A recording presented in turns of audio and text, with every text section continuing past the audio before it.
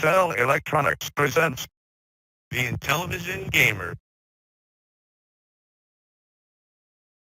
What is going on, guys? Welcome to the Intellivision Show, episode 98.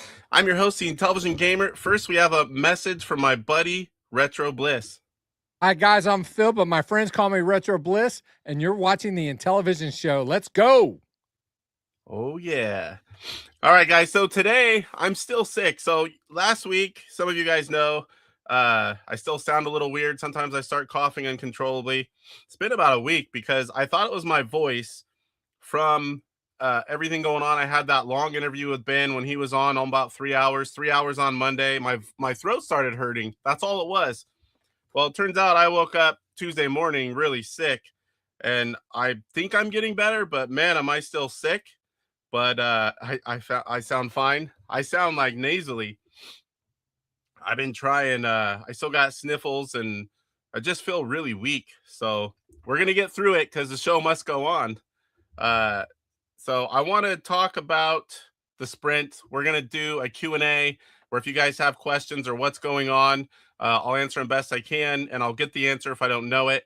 We're going to talk about, so start thinking of things. A lot of you guys already have your sprint. I see a lot of you in there, and I know you have sprints.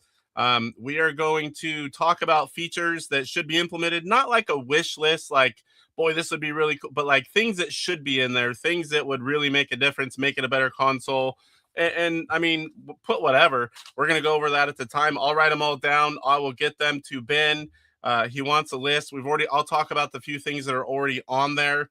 A lot of times whenever stuff is given to Ben, then you'll start seeing people talk about the same thing. So it always makes me feel good when I tell them, you know, it's like, hey, we should do this. And then people start talking about it too. It's like, oh, yeah, probably a good idea. And then, I mean, like anything, there's a lot of guys that they start thinking of things that the rest of us never thought. I was like, ooh, that would be cool. So we are going to talk about, in one segment, we're going to talk about what we would like to see. We're going to have guest DJC on for that one. And we're going to talk about features we would still like to see them do in the sprint. Believe me, they're not finished. There's a lot still to do. But we want to make sure that nothing's being missed, no cool features. So we're going to get some information from the community. And then we're going to end that segment. Chuck and I, after we get done with it, we are going to do a live head-to-head with Phoenix. I won the last one. I probably got lucky because he's probably a little better than me at Phoenix right now. So we'll end it with that. But we've got a lot of stuff, a lot of good stuff in the show today. We're also going to have another guest, Caleb, 8-Bit Widgets. You see him in chat. He's gonna come on and talk about his new product. And I got a new segment. Instead of it's not for games, we got the Homebrew Highlight. And I'm going way off track here. My brain is foggy. I'm on like Dayquil during the day and NyQuil at night, and my sleeping's all screwed up. My head's kind of foggy, more than usual. So I've got a product highlight on here now. So anytime I see someone 3D printing something or stuff like Caleb makes, it's going to have its own area, and just make it a little cleaner in here. And I can always go out and look for things and have a spot to stick them in. So my gosh, let me go back to the beginning now. So we're going to do the sprint Q&A. We're going to do a Homebrew Highlight on Dreadnaught Return. I finally have that one. Took me a little bit to get it. We're going to, of course, have Sprint World. We're going to bring you news and things going on. We are going to not have a mail call. It's a really rare thing, but I did not get anything this week. I guess it's all Christmas and holidays, and something's always coming. It's just nothing's here this week. I do have some other stuff. So it's a rare show without a mail call. We are going to go over the regular Intellivision news and the high scores, of course. I actually had time to enter. I was playing somewhat like Mike's Gaming Gala. I was up until like 1:30 in the morning, and I'm like, oh no, I forgot to play Pitfall.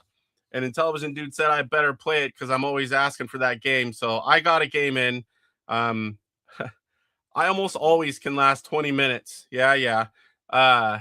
So I start playing and it's late and I'm tired. I'm sick. I got all the meds and my head's foggy. I die like 2 times really quick. I'm on my last man. I'm like, what the heck? And then I missed the vine and died. I'm like, all right, I'm doing one more. And whatever score I get, I'm entering it because it's really late. And I don't usually stay up that late. But with the NyQuil I've been sleeping in, And so then it's harder for me to go to sleep. Without NyQuil, I can't sleep past 6:30. I don't care what time I go to sleep. The NyQuil kicks in and I wake up and I can go back to sleep. So, all right. So this is the longest intro ever. All right. Now, guys, if you like Intellivision content, don't forget to give the show a like and sub to the channel, as it's all I do here every week. At least one thing on the show. We're going to try to get some more stuff as soon as my voice and I feel better. This last week and this week would have been perfect to get out a whole bunch of extra content, but you can find me on Facebook, Instagram, AtariAge, Discord, pretty much anywhere. Intellivision Gamer. Reach out to me. If I don't respond, it's not on purpose. There's so many different areas to contact me that sometimes it's hard to keep track and find them all, but trust me, I do my best. Every kind of sitting moment, I'm constantly on the phone, pisses the wife off, but I'm like, I got to answer everything. I got to keep an eye on everything. I'm on my phone more than ever here lately. And this one's going to hurt, guys. We have 116 channel members. That is awesome. A lot of them were gifted. You know, I don't know what it was, 85, 90 of them gifted on Sunday when Ben was here. I'm going to read them all because I wrote them all out. I'm going to go as fast as I can.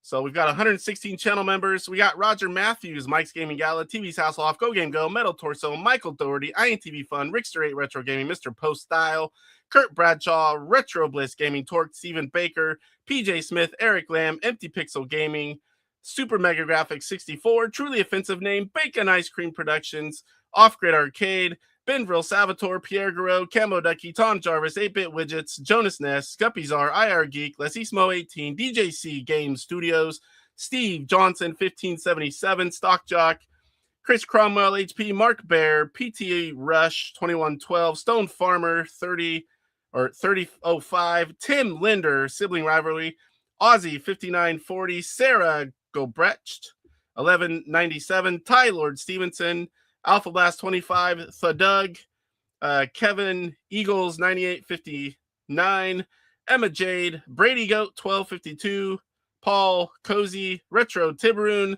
Blocky Dad 80, Chester L, Eugene Aguilera, Kai 7777, Remy Butler, Timothy Lamphere, Atari Fan 72. We're halfway done.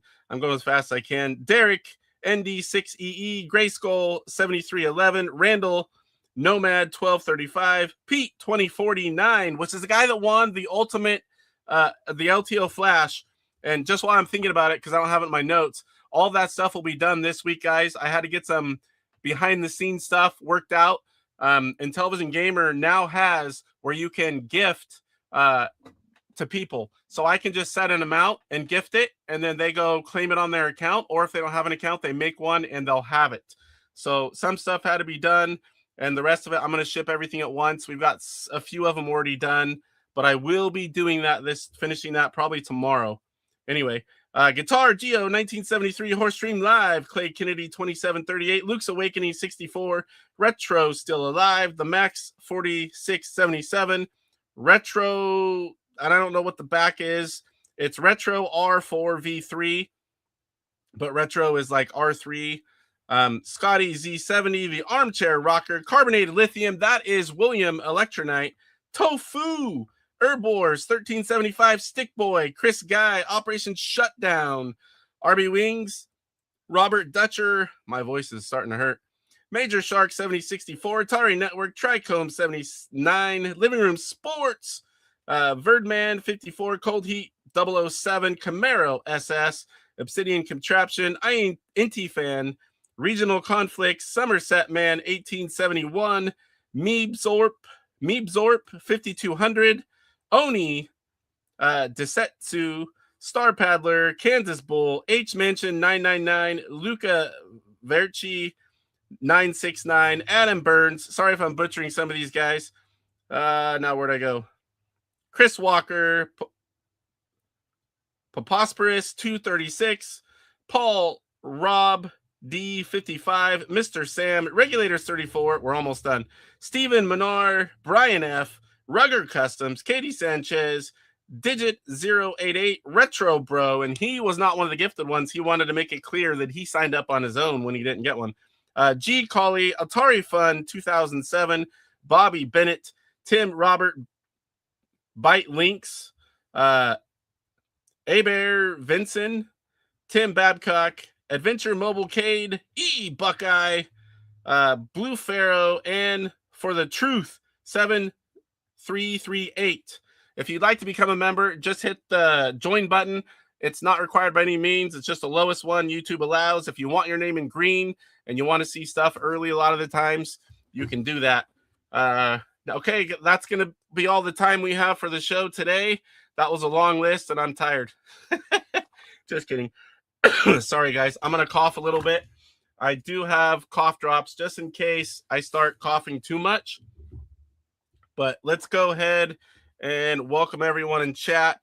And that was a long one, so I'll go through this quick first. I'll go through this fairly quick as well. Tofu was first. He's talking about the sprint. We'll bring that up later. Benville's here. The Intellivision Mantis, Corey's minion. So Corey, not Casey, but Corey has been working with the evil Mantis and this other guy. All you guys that aren't getting your sprints, this is what's going on. That's not me. That's Corey. And that's Mantis. I don't know who that other good-looking guy is. It's giving Mantis a kiss, but they've got a lot of the sprints. And I think we need to do something about this because it's getting out of hand. Luckily, I've already got my 3. Who else is in here? 1 Inch Biceps. He got 1 DOA. That's the first time I've heard of this. Definitely, I would, if you don't know how to do a wipe all, I would try that. Yeah, if you're not even getting anything, try plugging in a different way. Try to wipe all and start again. That would be my guess. INTV Prime's here. Good evening. I hope we can all keep our disc thumb strong in 2026. That just reminds me, sir, I owe you some information. I kind of forgot. It's been a long week with the house and being sick and everything. And Sean's here. INTV Fun. Mike OS, welcome. Get a hold of me anywhere. Intellivision Gamer, and we'll do it later tonight or tomorrow, whatever works. I can help you. Definitely, we can try that. 8-Bit Widgets is here. Roger Matthews. How far? Oh, boy, I'm behind. Off-Grid Arcade. Kurt Bradshaw. Pierre. I'm trying not to skip anyone, guys. If I do, I apologize. Sarah is here, channel member. Torque. I wish YouTube would go back to just having the regular names, all these numbers, and sometimes they're way different. You know everyone by one way, and then all of a sudden it's so different. Rob's here. Good to see you. Mike OS. Jeremiah Thomas, what's going on? Only 35 sprints left in stock at Atari. I'm surprised that there are that many. We'll get into that here in a bit. Salvatore, the horse racing champ. What's going on, Sav? Mike's Gaming Gala. What's going on, sir? Good to have you here. Michael Doherty. Yeah, the show must go on. I told my wife, I told her I really don't feel like doing a show. I'm super weak. I'm sick. Haven't been sleeping the best. I said, but the show must go on. And I said, I know you don't know, but that's a really awesome homebrew from the Intellivision collectors. He just looks at me like I give a shit about that. The look on her face. Chris Walker's here. Yeah, that's not impossible, but that's not the type of stuff we're talking about today. Features that we could implement, and we'll get to that segment and we'll open it up, but get your ideas going. Don't post them all right now. But yeah, that's definitely not impossible. I'll tell you that much. All right, Stock Jock's here. What's going on? Good to see you. They already told us, it's no secret. He told us as long as people keep buying them, they're going to keep making them. So right now, sold out pretty much everywhere really fast. It's hot. People want it. There's a lot more people that want one. I would say that's a no-brainer. I don't know officially, that I can be, but it's a no-brainer. They already said they were going to do that live on the show. So, I mean, that can definitely be said. It's just a matter of how quick can they get them. And, what else is going to be going on with that. So, but definitely there's more coming. Don't worry about that. And don't pay if people start scalping them on eBay, Don't do any of that. Just wait. There will be more. Yeah, it's a really good game. You're one of them. There's a lot of people that haven't got him yet, though, especially if you're through Amazon, I hear. Tex World. Did you scalp all the sprints, or was it the Fiendish Mantis? Not me. It's Corey. Corey's working with the Mantis, and that other fella, whoever the heck that is, they've got a lot of sprints. I can tell you that. You're going to have to watch DJC Game Studios to see how that unfolds. I know I'm going to be tuning in because that guy Corey looks a lot like me. I don't have that Phoenix Fighter Pat. Well, I can get some of them, but not that big one. Now he made it 200. I only know one guy, Crash 7, that can get that. That's insane high. Mr. Post Style Afternoon Quill. I wish they made that because I just took half a dose of Dayquil because it's 5 o'clock because I wanted not to be coughing, sniffing. I wanted my symptoms to kind of subside a little bit because who knows how long we're going to be on here. As long as the voice holds up, I've got a lot of cool stuff to talk about and interact with you guys, get ideas. Oh, but we're going to do it. Sprint TNA. Well, Michelle is in chat. A Christmas miracle, no package for Casey. Yeah, that doesn't happen too often. As you guys know, that watch regularly, I sometimes have too much stuff, and I'm like, man, I should just put some of this for next week. But yeah, this was a light week. I think it's due to Christmas and so busy with moving into the house. But yeah, as soon as we'll get into more of that. We're still trying to get through the first part of the show. This is going to be a long one, guys. On the Pitfall spectrum, where the 2600 version is perfect and the 5200 version is for masochistic, where does the Intellivision Pitfall stand? I'd say it's almost identical to the 2600 version. I'm one of the guys that goes left. I don't know. You go left, you go right. I mean, I guess if you're doing the pattern to get it all, you go left and right. But I just always went left because my friends with Atari 2600s, they always went left. I'm up by 3:30 KC, time to walk my dog. Woo! Yeah, I went to bed I think I went to sleep close to 2 last night.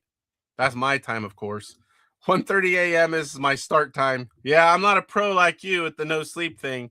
I mean, I can do it. I still go to work, but I suffer. You're not going to have as easy of a time of that as when you're not so young anymore, Mike.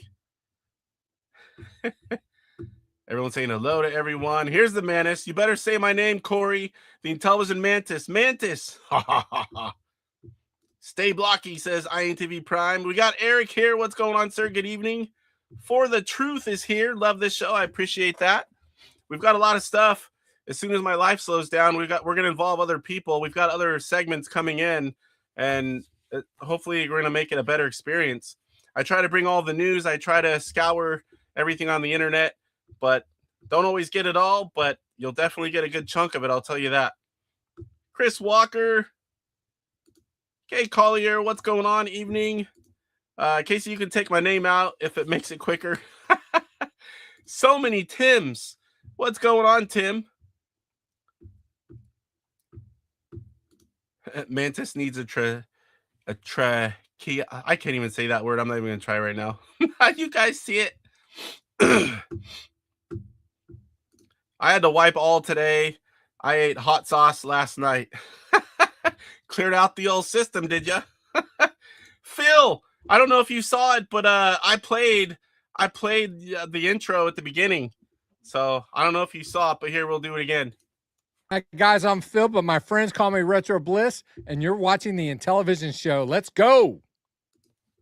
One more time for all of you guys that came in late. I've got a bunch of those, and I'm just going to kind of randomly throw them out there at the start. Everyone's saying hello. Phil, Bliss lives. That is good news. Johnny M196, good evening and happy holidays, Casey. From your longtime Canadian television viewer from Ontario, Canada. I appreciate that. I love Canadians. There are a lot of cool collector friends of mine that live in Canada. You guys know how to collect games. I'll tell you that. Creeps here. Where did I miss that? Oh, Retro Creep. Somehow I missed that. Man, I'm glad someone said Creep. This is Retro Creep, formerly known as the Atari Creep. My good buddy, how are you feeling today? I'm still sick, but I'm here because, as I said earlier, the show must go on. Trying to catch up. We're getting close here. Everyone's saying hello. Mr. Christmas 1973. Hello, Casey. First time in here, live from the UK. You are up late. I have several friends in the UK, and you're about 8 hours ahead of me, and it's 5:20 here. Woo! Welcome in. Welcome in. I appreciate you being here. Everyone's saying hello. Try to skip through all this stuff. Camo Ducky. Hi, Corey. Hope you're doing well. I'm still trying to get over this. My energy levels are super low. Doesn't slow me down. Just makes me a little more tired. If I was still going to work right now, I would be still going to work. Everyone had this there. Everyone had it. The family get-togethers. It's like it's going on everywhere, I guess. At least around this area. Sprint question. How do I tell an update version I have installed? Well, once you've done the main update, you go into options and there'll be a version. It's always going to come up 1.0 in the firmware when you're booting. But when you go into options, I hope I'm saying that right. It'll be in the lower right corner. It should say, like right now, I don't know, for 1.1 alpha. I have so many different ones and trying new stuff too that sometimes I lose track of which one is everyone else is on. Code Monsieur, welcome. He is from Georgia. That's one thing I will never forget. I can forget who I am, and I'll still remember that Code is from Georgia. Yeah, I'm still sick, sadly. Hopefully it's not too much of a pain in the butt today. Like I said, I don't normally chew gum or, suck on anything live on the air, but I have a couple hauls just in case I start getting those weird tickles in my throat. Yeah, 1.0 is the firmware whenever you're booting, but if you've done updates, it will now say in the options in the lower right, it'll tell you which software version, and that's good to know. Yeah, that's something totally different though. That's the original firmware, but the software version is going to be showing from here on out. I requested that because I was doing a lot of updates at one time. I'm like, there's no way to tell like which one I have or on. Like I don't know where I'm at sometimes going back and forth. And so they implemented that, which I think is a big help, especially as they implement new features. You're going to be like, oh, I don't have that one yet. I can check and grab it. Toppers Reviews 4677. Hello, I'm new to this channel, but I ordered a Sprint 2 about 10 days ago on Amazon, and so far no shipping notice. It was sold out on Amazon order. Yeah, you're probably looking. I think it's sold out everywhere except for a few on Atari. And if you're going to wait a while for that one, but there will be more coming, I promise you. Yeah. I figured as much. That would be cool, though, a Sprint 2. Amazon UK has Sprints in stock. Wow. That's awesome. Because I just heard Nowhere did. Nowhere has them as far as I know. So if there's some showing, it might sell you one, but it might not ship for quite a while. Everyone's saying hello, hello, hello. Where am I at here? Just a few minutes behind. Camo Ducky's putting boobs. We all love boobs. It ain't the years, it's the miles. I have more miles than most. I'm not going to argue with you on that, sir. My miles are nice so far. Nice and low. Where were you when Casey had to go to the bathroom during midstream? I was watching for you.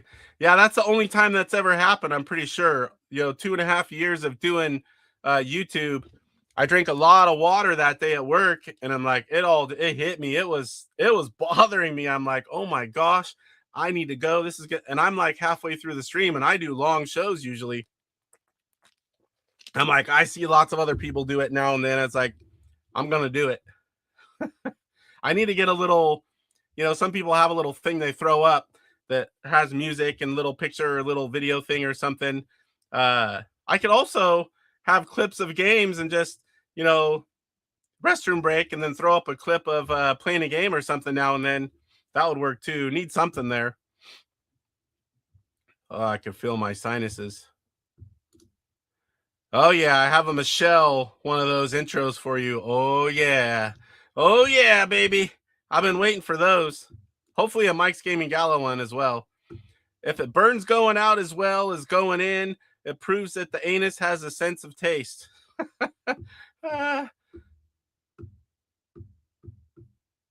1:22 a.m. tomorrow in the UK.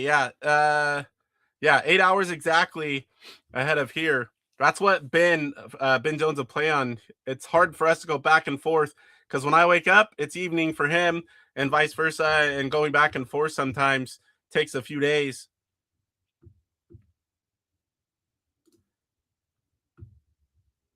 Post Style says, never go ass to mouth, Phil.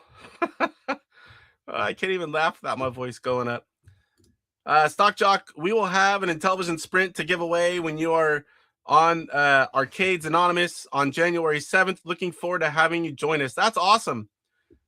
We gave away 3 on Sunday. There's another one. That's awesome news. Like I said, I'll definitely, once you have the link, I'll definitely be showing that off as well and promoting. Yeah, I knew you were going to say something. You and Poe, guaranteed. It's not that. Yeah, this isn't OnlyFans. This is YouTube. I have a future FW introduces save states. Yes, we're going to talk about or live on the recent retro game products such as Atari 400 Mini. Oh, well, I look forward to finding out more information about that. I have a 400 Mini as well. I have a lot of cool stuff back here. Just never get time to play with it. My update does not show under options in the bottom corner. I updated just this weekend. Yeah, not that one. Go to AtariAge and Salvatore, reach out to me. I can send you that update and make it easier for you if you want. Send me a message. I'll send it back with that update. But yeah, you need to have the update that gave us folders and color palette options and several other cool things. That's the one that started showing that software version. I go to the bathroom while streaming. Always have. He's got a cup and a hose just right down below. Just pee under the desk. No one can see. Helps that Phil is old enough for diapers. It depends. Yeah. 32 left on Atari. Let me mute it. Oh, that laughing has started getting me going. All right. So personal update. Now that we've been going on for half an hour, usually this is in the first 10 minutes. As you guys know, we've talked about I've been sick since Monday.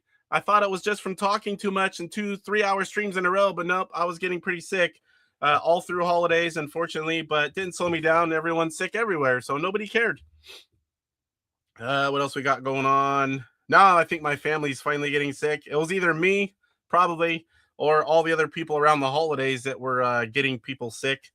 That's whenever it happens. Spreads like crazy this time of year with kids in school and then everyone getting together. Everyone's everywhere.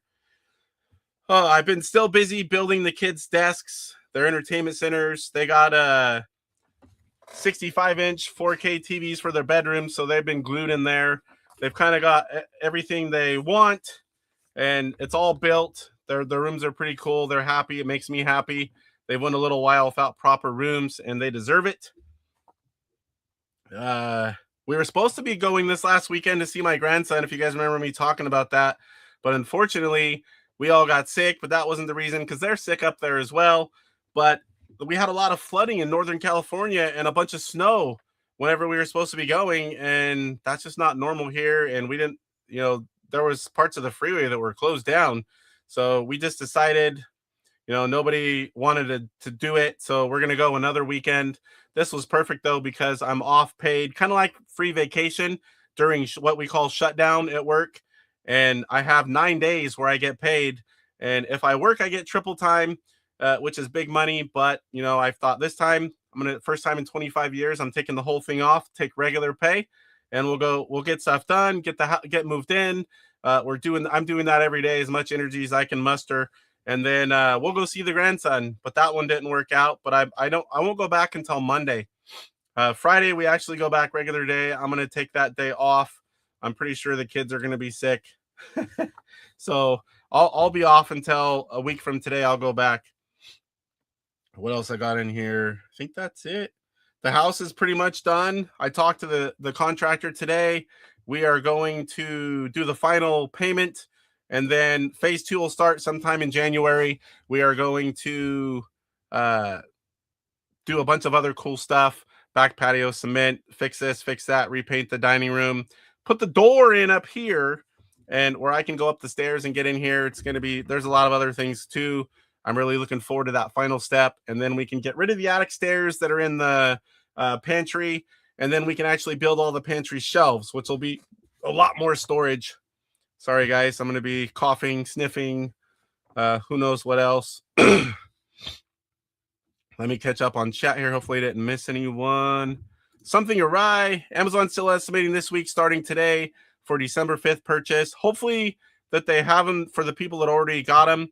Yeah, be prepared otherwise, because man, they're selling great, guys. It's a real cool problem to have.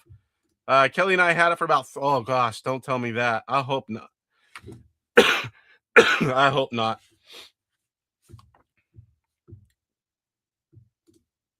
Had 2 snowstorms, just got done plowing. Whoo! I know in the Midwest, up north especially, I know there's a lot of snowstorms. I think that's all the stuff that flooded us in the West Coast not long ago. We used to have off this week until Omnicom screwed everyone. Ooh, yeah, it's nice to have. I hope we keep it as long as I'm there. I've been there 25 years. I probably got 16 more. That's full. That I'm not going any farther than that. I just plan for it, and if it happens sooner, I have 5 years. I can do full retirement. But I like to spend money, and I had kids into my early 40s, so I want to stay for insurance, and I like all the money. So I don't want to be limited income, that's for sure. Like when my kids are wanting cars and moving out and help with college and that kind of stuff, I want to stay working as long as I can, God willing.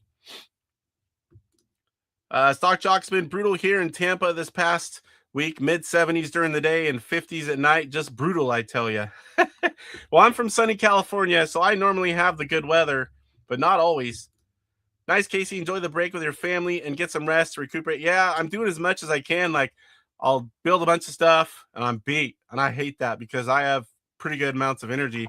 And I'll just relax, and then I start watching YouTube videos and catching up on chats and comments, and then I'll get up and do some more stuff. And I just keep doing that all day. I don't like to sit around even when I'm sick. I like to get stuff done. Woo, 72. That's pretty nice. Oh, yesterday, only 37 today. Talk about a drastic change. Woo, living in sports. You won't need triple time pay when you become the first IntelliVisionaire. I'm already pretty much an IntelliVisionaire. If you didn't see my last purchase, the keyboard component, one of the rarest things and most expensive things you can find. I'm so happy to finally have that. Now on to the next thing. I need the Mattel branded Mattel Electronics printer for that keyboard, which is even rarer than the keyboard component itself.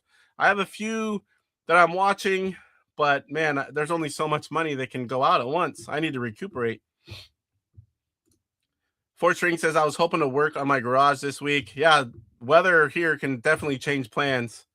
I had to take 2 extra vacation days right before the house was done. Hold on, guys.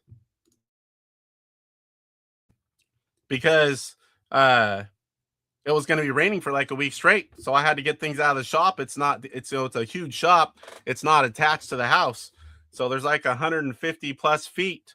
And I had to pull a bunch of stuff out to get to everything. So I took 2 extra vacation days just because all the rain that was coming at the time.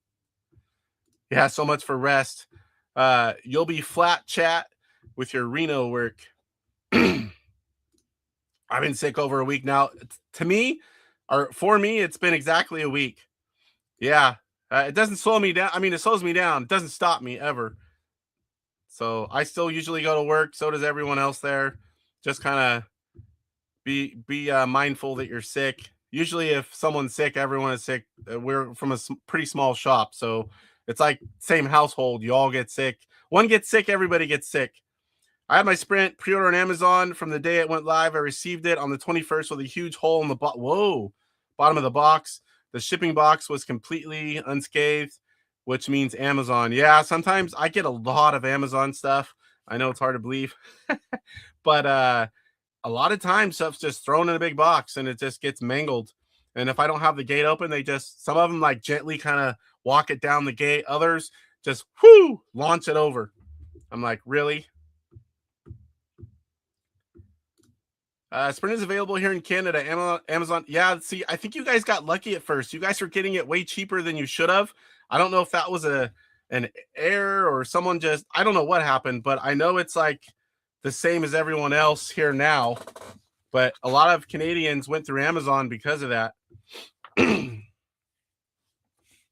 This is a great energy around the Sprint. It is nice to see, equal to or maybe a bit more than when the flashback was released. Good stuff.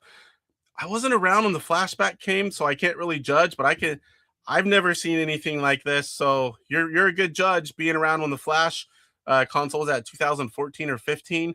I came back like 2020, the beginning of it, back to collecting with a vengeance, and wasn't but a couple years, if that, and started doing a little bit of YouTube stuff as guests, and then started my own. When the dust settles from a few more updates and common questions on the Sprint, there will be ads to the Intellivision FAQ. Nice. The Intellivision FAQ, if you guys don't know, intvprime.com.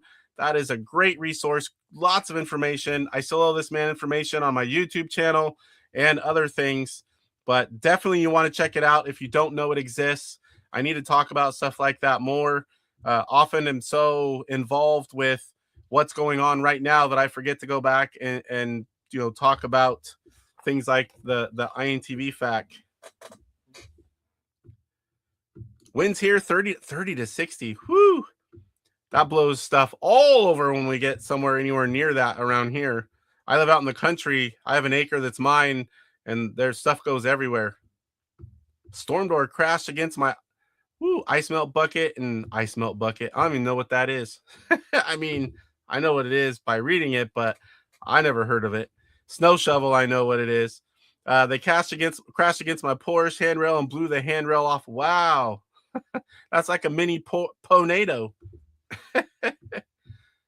Yeah, I was pretty close too. And luckily I was one of the few that was sent a unit for testing and promotional purposes, because I was not one of the first to get mine that I pre-ordered. I pre-ordered 2, and a lot of people had them before me. So I'm glad that I had that one from Ben. The handrail is sturdy, made of iron. Not anymore. 10 degrees. Oh, that's cold for here. Yeah, Minnesota gets hit heavy. I don't envy you except for all the great snowmobiling.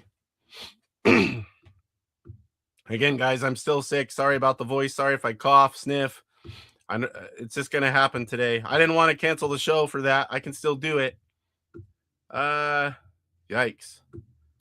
I'm old enough that I now fully understand why people go to Florida in the winter, where you have like your summer home and your winter home. One was so bad here, it ripped the door off my porch. What? Holy moly. That has to be these storms that went through a while back. Some of these, because we got pounded on here. We were 64 yesterday. By midnight, went to 16. Yikes. I'm off work for the holidays too, resting, spending time with family, and enjoying my OG Intellivision. That's awesome, Johnny. I'm doing a lot of moving. We did 1,000 square foot add-on, and we have so much to do, so much stuff to go through in the shop, and bringing stuff in, building things, and just got finished a few days before Christmas, and just so much going on. And then the holidays, we do a lot of family stuff, and kids are out. I for the first time ever, took it off. Just every day I'm go, go, go. That's not helping me get any better, I know, but I don't want to lay around and then have all of it to do later. And, I go back to work. It's even harder to get that much stuff done. So yes, I will be I have some information on the giveaway tool. Everyone in there, boom. I like the wheel. I like the spinny thing, but that eliminates alt accounts. Well, I guess to a point. There are ways around that, I guess. But I'm going to start using that for the smaller ones. I plan on doing several digital giveaways for the Sprint. I mean, you can use it anywhere. I'm going to give away ROM packages, not just for the Sprint. But those are fun, inexpensive. Can do a giveaway, I don't know, every show, every other show. We'll see how the budget goes. I like giving stuff away, and a lot of people with Sprints I think that'll be a fun thing to do. Help out the publishers, get more ROMs in the hands of people. It's always fun to win stuff, no matter what the cost of it is. I didn't get a Sprint. I got Verizon. Yeah, for everyone that remembers Sprint. I couldn't afford the Sprint, so I got a Gamecast. You couldn't afford a Sprint. I won't say it. Mr. Poststyle, been there, Mike. Had the wind catch the door and snap the door frame in half 3 times since I've lived in the house. That's nuts. Where am I? Am I almost caught up? I'm almost caught up. And then we're going to move on because there's some stuff. We have guests coming on, and I didn't know when to tell them because they weren't coming on. They're not like full guests. They're just coming on for segments. Ice fishing has been good. Ooh, that's something I've never done. We have a lot of regular fishing around here, but I don't think we have ice fishing. I mean, you can get to pretty much anything in California, being in the Central Valley, out in the country, any direction. You can find desert, ocean, mountain, snow. Like there's always somewhere to go within a day's drive. That's a cool thing about right where I live. Plow trucks. I've never had to shovel anything except for dirt. So the new firmware will let you merge side-loaded games with the no. They don't want to do that because it's limited. I mean, that would be new to me, and I'm kind of on the inside of things. They don't want to mess with the internal memory. They actually don't even recommend. I taught everyone how to put stuff on that carousel because they don't know what happens whenever you fill it up and then you go try to do an update and there's not enough room. You can always wipe all, but not everyone can do things like that. I guess if you can go through the process of putting them on your main carousel, you should be able to wipe all. But they just side loading so much easier. Put in the USB stick. You can make it look all the same. It's kind of fun to make it your own. You can copy someone else's if you want. But I really I'm working on mine, little free time I have. I need to get mine up and going, and I'm working on it now, finally. My mother was a snowbird, retired people that live half of the year in Florida, half up north. Yeah, that would be so 2 households and go back and forth. Did you get Beat 'em and Eat 'em for the Sprint to work? I haven't tried it, but I think Poe did. I think Poe. And I saw Beat 'em and Eat 'em on someone else's carousel too. I'm not going to say who it is, but some of us know. He was just scrolling through on one of his videos and it paused and it just for half a second and he started scrolling again. But I screenshot it and I said, I saw that. He's like, it won't ever be played. But I saw it. I don't miss much. Atari must feel vindicated with their decision. Yes, I would say so. That's so awesome to hear that Intellivision fans are showing them that, hey, we're still relevant. It's still something that people want. And the way it's all opened up, it's just amazing the way they keep working on it. I really like Ben and what he does, the type of person he is. He gives everything his all. And I like this console. Is it perfect? No, but nothing is. But it's pretty darn close. And once everything's worked out, done, set, we're going to have something special. And I really am thankful for that. Yeah. There's nothing you could really do a lot of the times, but I mean, it sucks. Alt accounts, multiple people entering more than once. Sprint is kind of what I wanted Amico to be. Yeah, I think they should have started with that. I think it would have been a lot better if they started with something like this and then moved to something else. It definitely, I think, would have been better. I mean, especially now looking back, it definitely would have been better. Yeah, Atari, the last several years, doing an amazing job. I told them at PRGE they should buy. Who is it? Oh my gosh, I'm having a brain fart. Is it Ed? I think Ed Everett, or am I thinking the wrong name? That could be the guy that owns almost all the Odyssey 2 games. That makes sense. Same kind of console as this, Odyssey 2. Buy that up. Be the gatekeeper for Gen 2.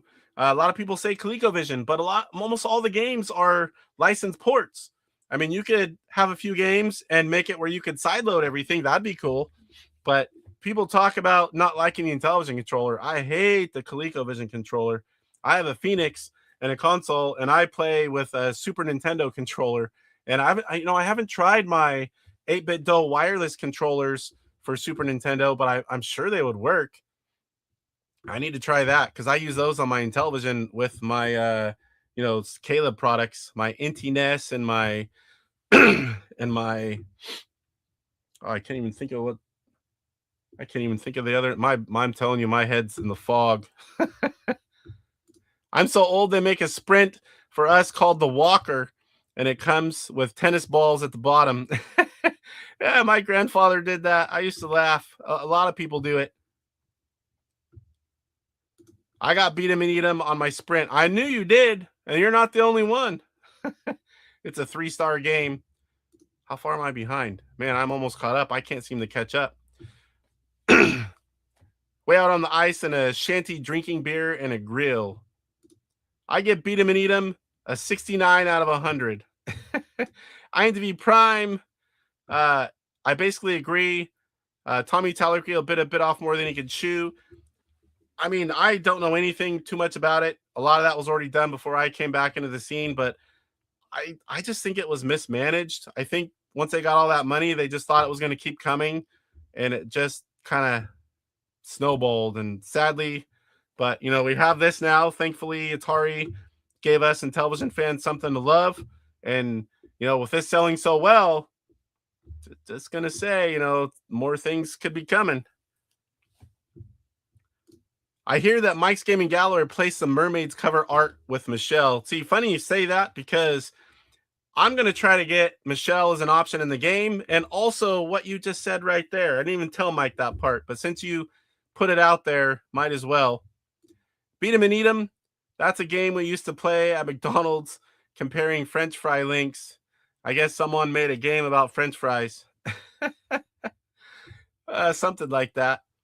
Here's an idea. If the Sprint has enough horsepower, it could emulate an Intellivision 3. That would be cool. I know it can do tutor vision. I'm running all the tutor vision stuff. As an old dude who was a kid in the midst of the first console war, it's hilarious to me that Atari owns it. Yeah, it is. It's like Chevy buying Ford or Sega, Nintendo buying Sega, things like that. But none of them are the same companies that they were back then. So, I mean, it doesn't really matter. It matters to me because I'm happy that Atari is doing something with it and we're getting products and there's more stuff to come. Trust me on that. So I love what PlayOn and Atari are doing with retro consoles. So yeah, it's whatever is going on in the past. It's what's going on now that I love. I didn't even know any console war stuff between Intellivision and Atari. I don't remember anyone ever talking about it growing up. I'm sure there people did. We talked about certain games on each console, and that was it. I do remember it with Nintendo and Sega, and other consoles, but that was further along. Is it perfect? Nothing is. An actual review quote.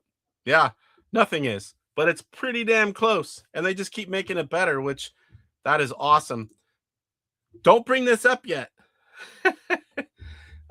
Space under the controllers for the included overlay sets. Don't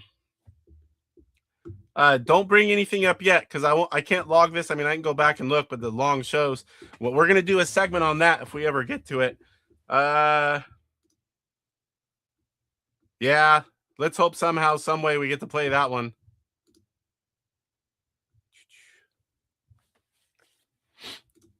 Text roll, come on guys, give Casey a well-earned like. Many viewers are yet to do so. Like this video, definitely. We're still getting good views. We got 40, 50, 60 something people in, depending on when I look up. That's awesome. Part of why the chat goes on so long. Some people love it. Some people say just move on with everything. I like to read it all, but it comes to a point, man, there's so much I can't ever catch up. I seen someone, yeah, that was that is possible, but what you saw was most likely a AI graphic. But yeah, it is possible. Nice. I figured it would work. I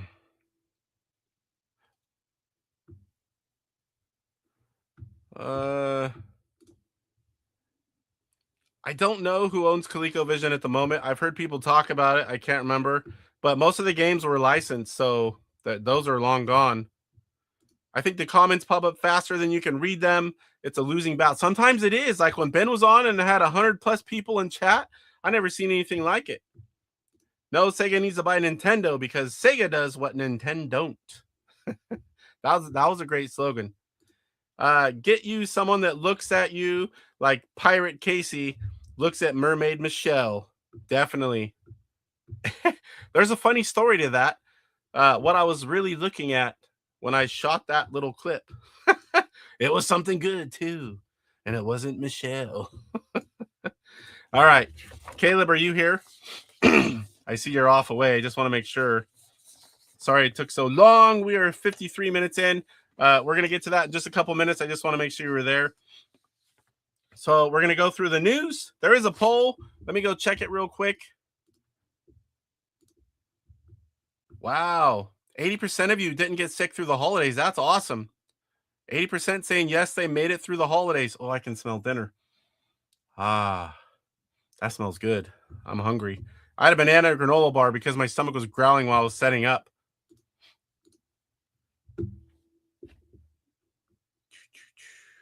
Oh, Torque.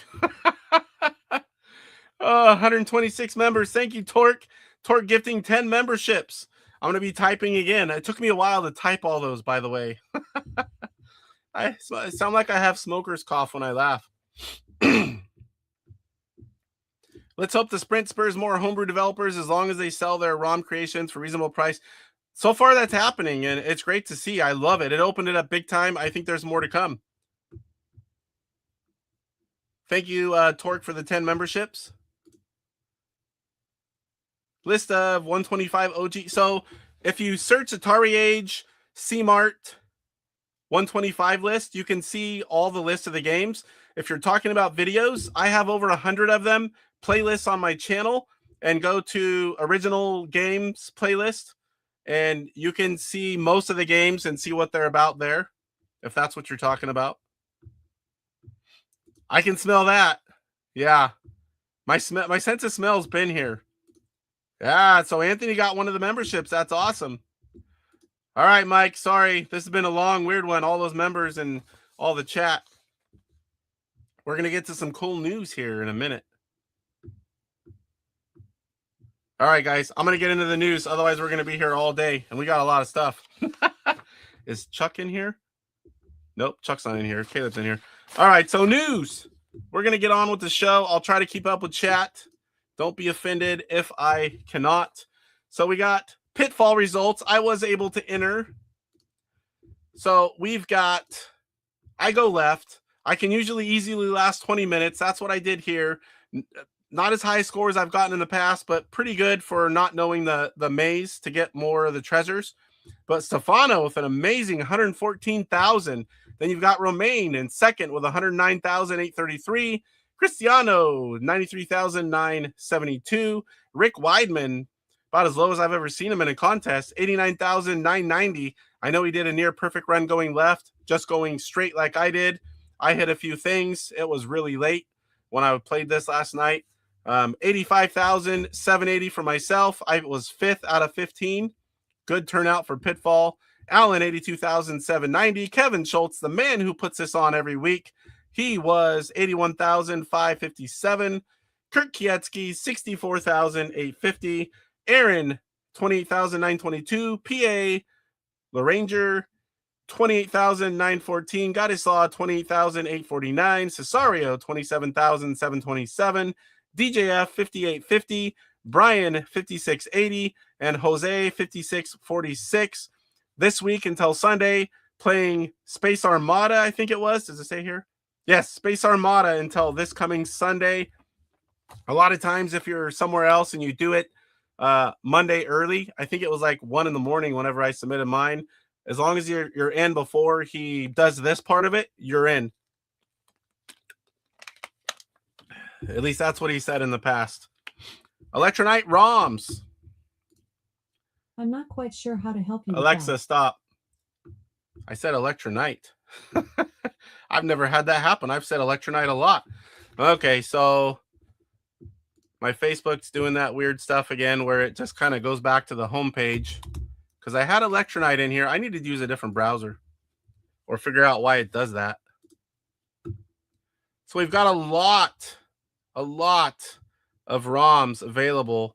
And let me go ahead and throw it up on the screen. If you are looking for Electronite ROMs or anything that he sells, this is the email, electronite@hotmail.com. I'll leave that up here for a bit. Let's go through some of these. The games. I'm not sure if those are listed. Let's go to, there's a post down here. And all of these that say, they might say coming soon. All of them are out. So you have a ton of Electronite digital ROM packages. You've got Homebrew Inc. digital ROM packages. There's a lot of stuff here. Like right here, coming soon, Mr. Do, Napoleonic Wars, Phoenix. Those are available. Polyst Avenue Redux, available.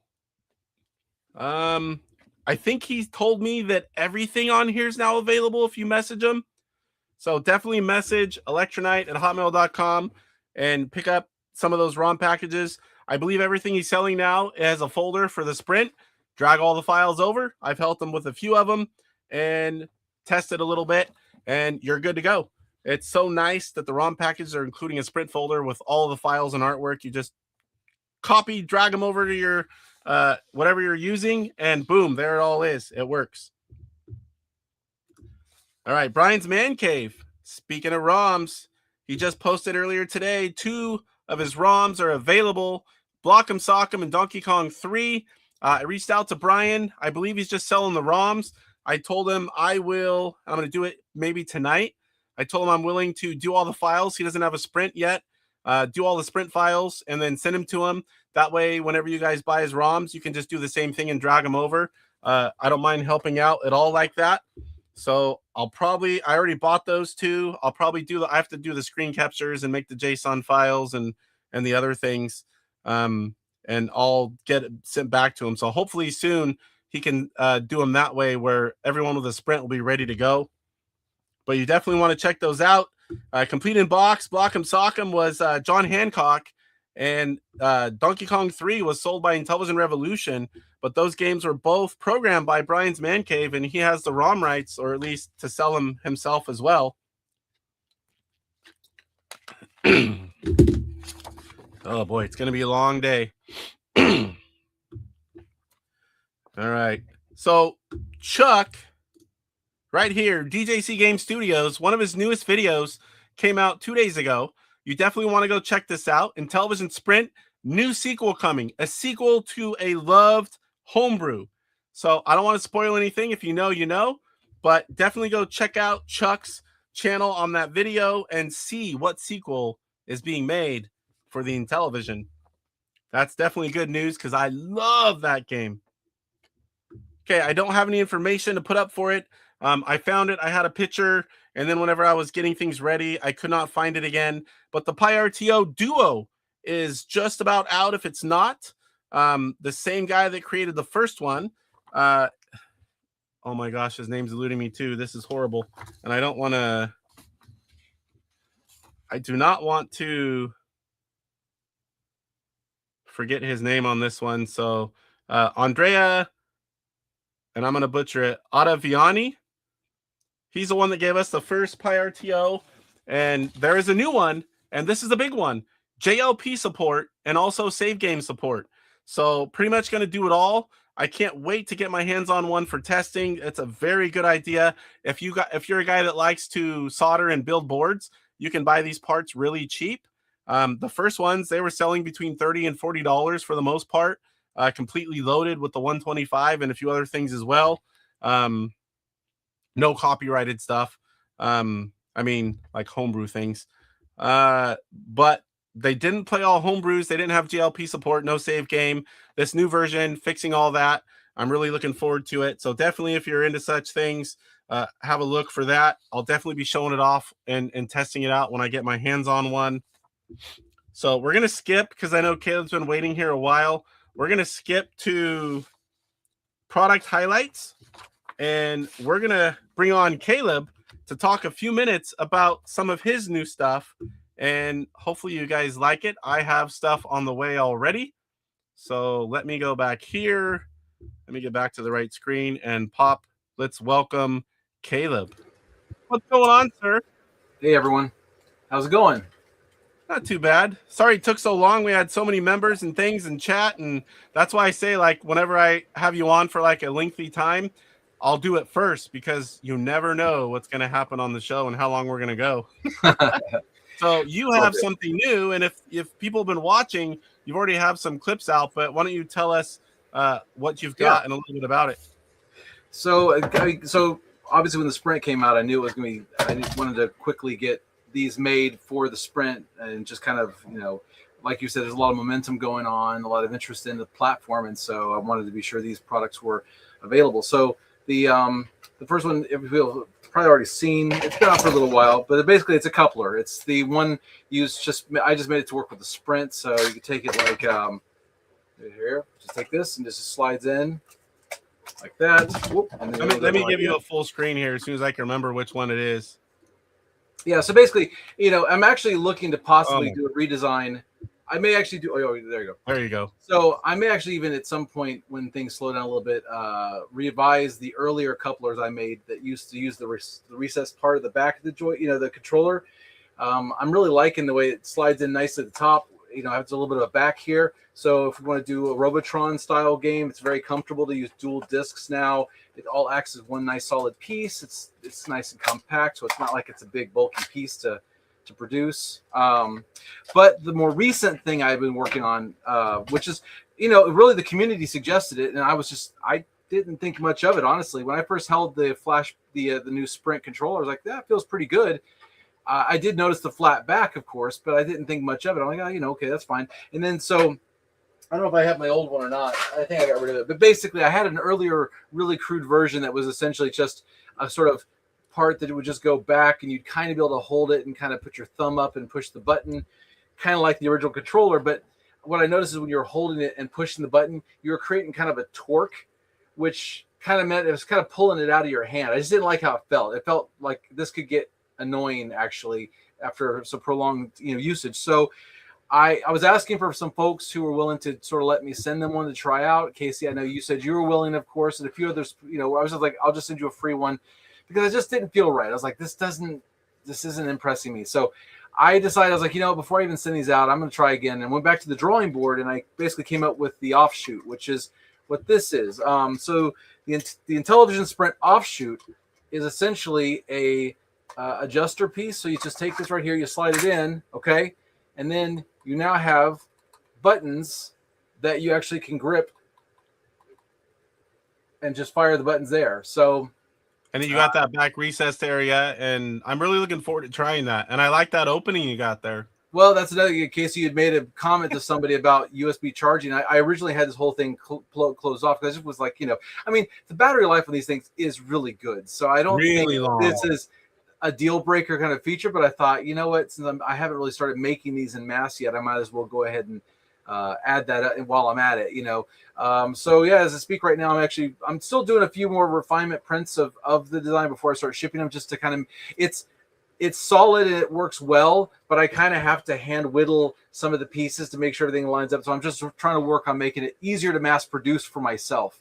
But as far as the product itself, it's working really well, and I'm really, really pleased with it. So so it's a lot of fun. It just does, again, play a game like Space Armada. Where you're doing a constant pressing thing, it's a game changer. It really is, because I can tell you, playing with the Sprint controller, trying to play Space Armada, you're having to grip the whole thing, and it isn't the same. It just doesn't feel quite as good. So having, not all games need this, of course, because a lot of games still rely on the buttons, but they're still fully accessible. A small change I'm making also to this is, of course, you could take the inserts. Right now, the top piece is kind of blocking that to not make it as easy to insert and remove. But right now, you just take it like this and slide it in, and of course, it'll go in just fine. But I did look at it. I was like, what? I'm going to improve that. So that's basically where I'm at now. So I've already got a number of orders. It's on Etsy and eBay. You always can contact me directly if you want to buy it, just over AtariAge or Facebook or whatever. But yeah, again, I think it's a pretty cool list. I would maybe Atari will get a hint, and maybe there'll be a 2.0 version of the Sprint controller, and maybe they'll bring that back. And that. But in the meantime, this is definitely a solution. It's easy. Again, it's easy to remove. You just basically make sure the little buttons are all pulled away, and then it just slides out. So, and then you're back to normal. So Awesome. those are the two sprint focus things. And at this point, that's kind of all I see. I remember earlier, before we knew how these systems would even look with USB, maybe there were some ideas for some USB adapters and stuff, but clearly it's quite impressive that USB is working pretty much out of the box with a lot of other devices like Xbox and the 8-bit DOE and so forth. So yeah, I don't really think there's really much else that we can make for the Sprint beyond these two controller adapters. Unless something else. I did, though, people did start asking me, could I do this for the original Intellivision controllers? And that's got me thinking about it. I've got some ideas. The big difference, though, is, the nice thing about these new devices is the little micro switches have a nice little spring to them. So you really do hear that and feel that click. Yes. Very responsive. Where, of course, we all know why we don't like the old ones is the fact that they weren't as responsive and springy. And because of that, I'd have to probably kind of engineer my own like little spring, because I can't rely on those 40-plus-year-old controllers to have enough bounce back to push your own little lever thing off. So the answer to anyone who's asking about that is I'm definitely going to be working on that and giving it some thought in January and stuff, and moving on from there. But I don't know if you can see the comments, but a lot of people saying, "Oh, that's cool, nice idea." That kind of stuff. Someone commented on your racks you got behind you. Your audio rack, I think. It's on my audio stuff here and on my VCRs and stuff back there. I'm in the process of I'm gonna probably sell off a bunch of excess stuff because I kind of went nuts with the vintage video and audio stuff. But I'm keeping enough of it. My video toaster and all that good stuff. So yeah. Someone's asking about the backside. The reason it was on the old consoles because the cord wrapped under there, and on the new controllers. If you guys have seen the pictures of the controllers apart, that's where the battery is. So it makes sense why they would have filled it in. And again, this kind of goes to it. And again, this is no criticism to Atari themselves, but they're non-Intellivision fanatics who grew up with these systems. Some of them are designing it. What? Not all of them, but some of them are. Well, apparently the one who knew that the back would matter to people wasn't on that part of the design discussion. Because I think we all would have quickly realized that it wouldn't have been hard for them just to add a little extra plastic to have it come out and basically compensate and design around it. Yeah. But they didn't, and it's okay. That's gives me something to make for people. So and when I first picked it up at PRGE, I was like, "Oh," but I mean, it took a couple times of playing. The only reason we ever gripped it like that is because it was there and we got used to it. It's muscle memory, but it's nice to have.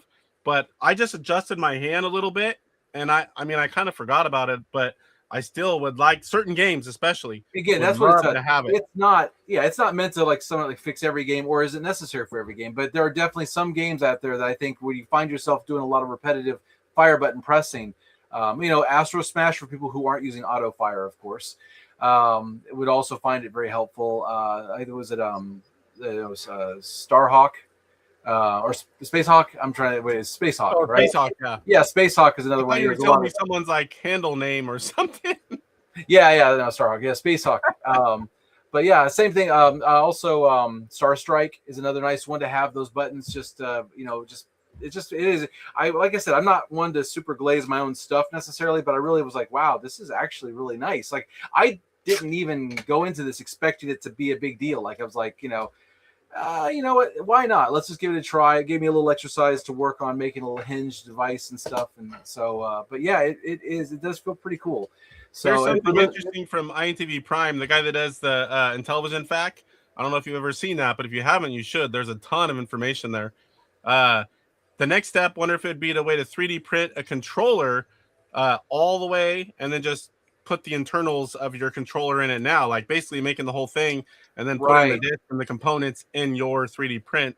Yeah. Well, the one thing about so basically when it comes to 3D printing, translucent filament is not very transparent. You know what I'm saying? It's like it's pretty fog glass looking. It's it's the injection molds. When you see those like shells for computers and cases and stuff, that stuff isn't 3D printed. That's injection mold to get that really more glass-like, see-through swatch type effect.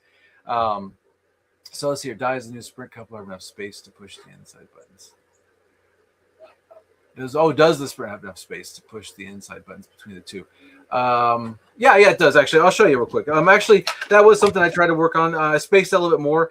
The other couplers, really, when I designed them, I was keeping them closer together, so I didn't really make a lot of space. But there really was no purpose because, again, the games that use the coupler really are all based on the number pads. But you can see here, you can reach between them and access all those buttons pretty comfortably. I mean, but I don't necessarily have an example. I forget if Microsurgeon is one of those games on my list to learn how to play. But there is you don't have to push them on the inside because you're using two controllers. They both control the game. You can use the left side on one side, the right side on the other. Right. For those who don't know necessarily what this is even doing, like why the heck am I sticking two controllers together? It's really for classic games like Advanced Dungeons and Dragons, Night Stalker, basically Tron Deadly Discs, because essentially the whole thing was with the original system. When you would play it, you'd play and you'd push these buttons, but the numbers would actually disappear. Oh, I'm looking at myself there. Are you telling me to go? No, I was just interacting with chat as you go. Okay, Sorry. great. No problem. I'm not sure it wasn't to me. So yeah, but the whole thing basically is, you could push basically the numbers to go, but what would happen is as you push these numbers, it would interfere with your disc movement. So you would basically run and stutter as you try to shoot and run. So, someone a few years back basically said that, hey, if you push the number pad of one and the disc of the other and vice versa, it doesn't matter, left or right-handed, you can move and shoot smoothly. So that's basically what this is crucial in a few games, definitely. And yeah, like I said, it's an amazing, it's really great, especially for Advanced Dungeons and Dragons, which is a tough game. Even with this, it's tough, but at least I feel like when you're playing with these, when you're running and shooting, it feels more like it's skill and not just smash the buttons a bunch of times and hope you can get enough arrows off before the demon overtakes you. I mean, assuming you play in the most difficult mode like I do. So that's really, so that's what this, so those side buttons aren't that important. And again, Microsurgeon's the one game that I'm feeling iffy about. Like, I feel like maybe, I know it had a dual ability where it actually uses left and right controllers, but I don't know if that also used the side buttons or not. I feel like it might. So, yeah. Example, wider space. Oh yeah, I get what you're saying. Okay, Salvador, I get it. Yeah, that's true.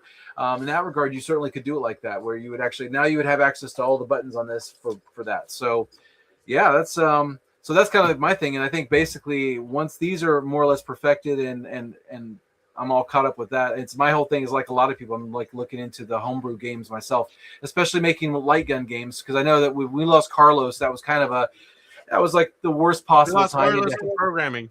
Right. So if you guys didn't know, Carlos was the one that did Duck Hunter, and he had like 4 other games in the works that were light gun games that were all going to be slated to come out. So it just really was like the worst time to suddenly have a bunch of upcoming games suddenly just get completely, like shelved. Where it gets in the way for a lot of us, but unfortunately it affects him more and then it affects us more directly, certainly. But it's actually kind of funny. It's actually funny. I think Carlos actually lives super close to me. He's like 20 or 30 minutes away from me. So I'm gonna actually try to meet up with him at some point. Maybe I can pick his brain a little bit about coding. Once I get a little bit better, I can actually ask some like competent questions about what I'm doing and stuff. But yeah, him and Oscar definitely.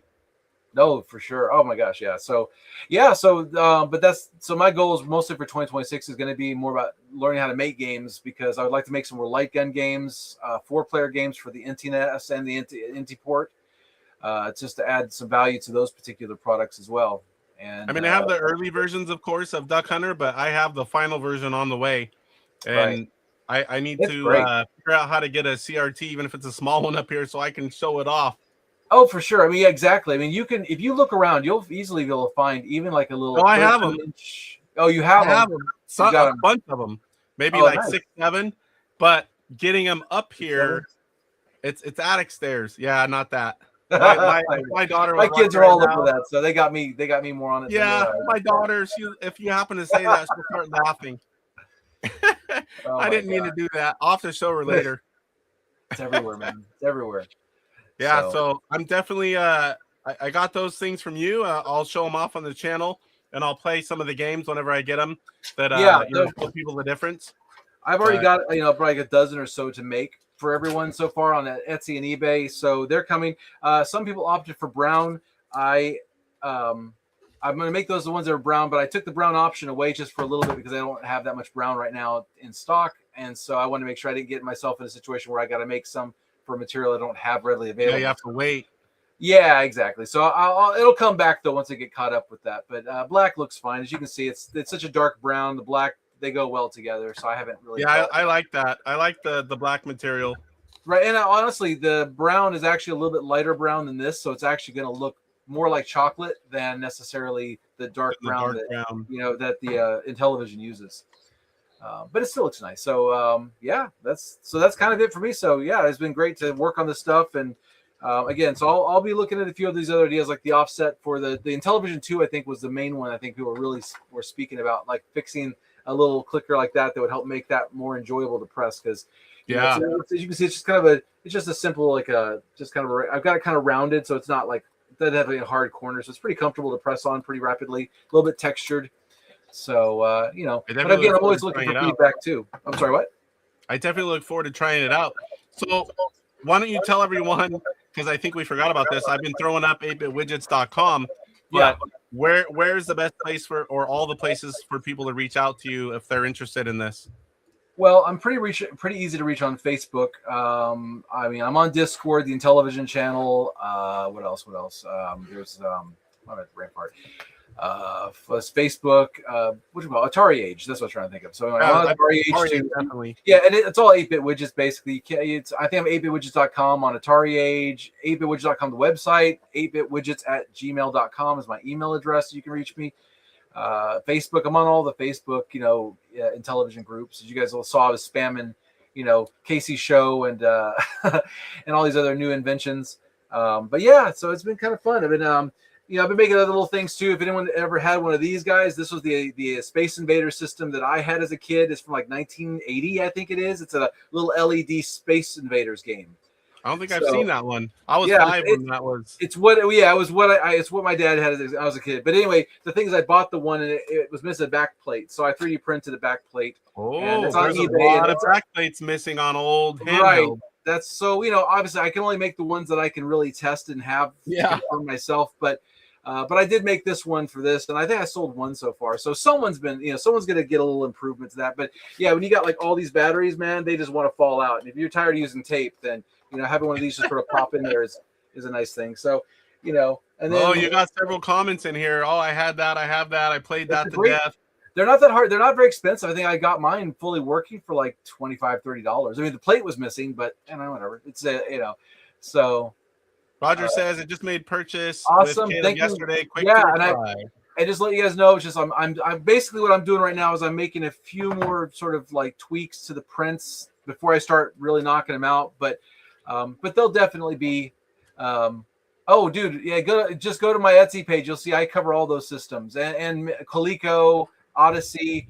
I make a bunch of stuff for all the platforms. Intellivision is kind of like my baby, though. It's like my first console, so I've always had I got started with the Intellivision, and that's like the first thing I made was a coupler, was the original coupler. So that's what started this whole crazy journey. I was actually trying to get into making games for this system, and then this 3D printing business kind of took over everything. And now you have cool hardware too, IntelliVisions. Yeah, that's been a really fun product for sure. So and those have been IntelliPort or IntelliPort now. It's the IntelliPort. It used to be called the IntelliPort. It's called the IntelliPort because apparently some other company actually has IntelliPort as a copywritten name. Now, no one's sent any cease and desists, and we're so small, I don't think it really matters. But I'm proactively, officially listing it as IntelliNAS or IntelliPort. We got a very important question here from DJC Game Studios. Can we get a Merlin handheld to Sprint interface adapter? Oh my gosh! Well, if you send me a Merlin, just kidding.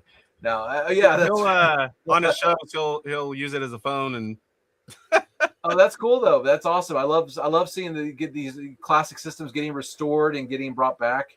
The Odyssey 2.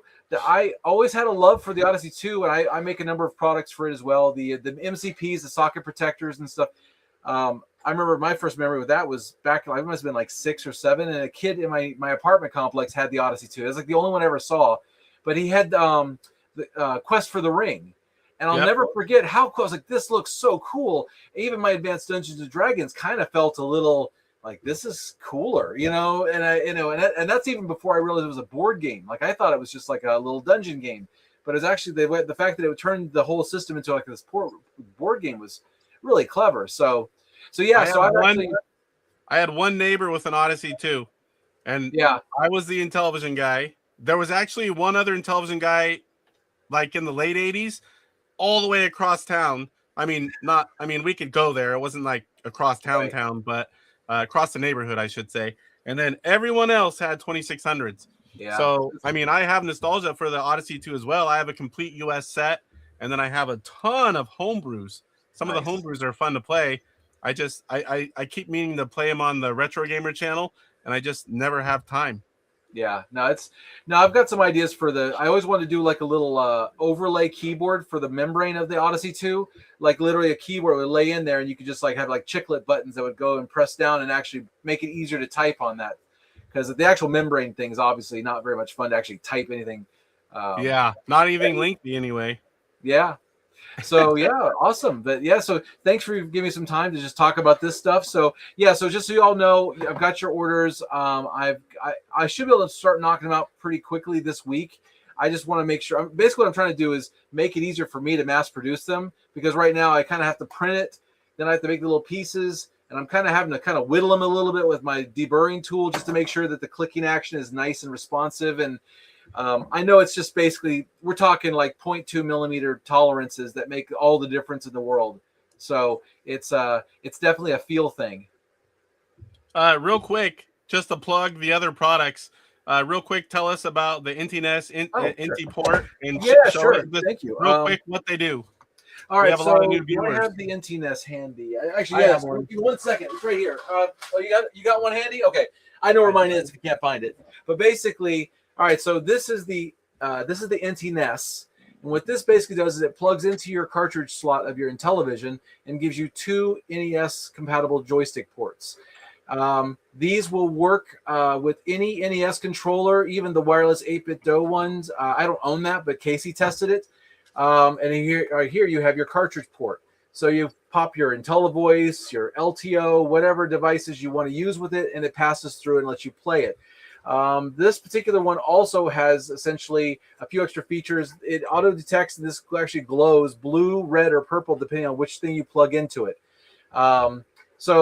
And to that point, there is a Super Nintendo adapter which goes from Nintendo to Super Nintendo, and there's also a Famicom one that goes from this Nintendo to Famicom, which supports the Famicom HTC. I think it is the HTC controller, which has a little number pad on it for the Famicom system.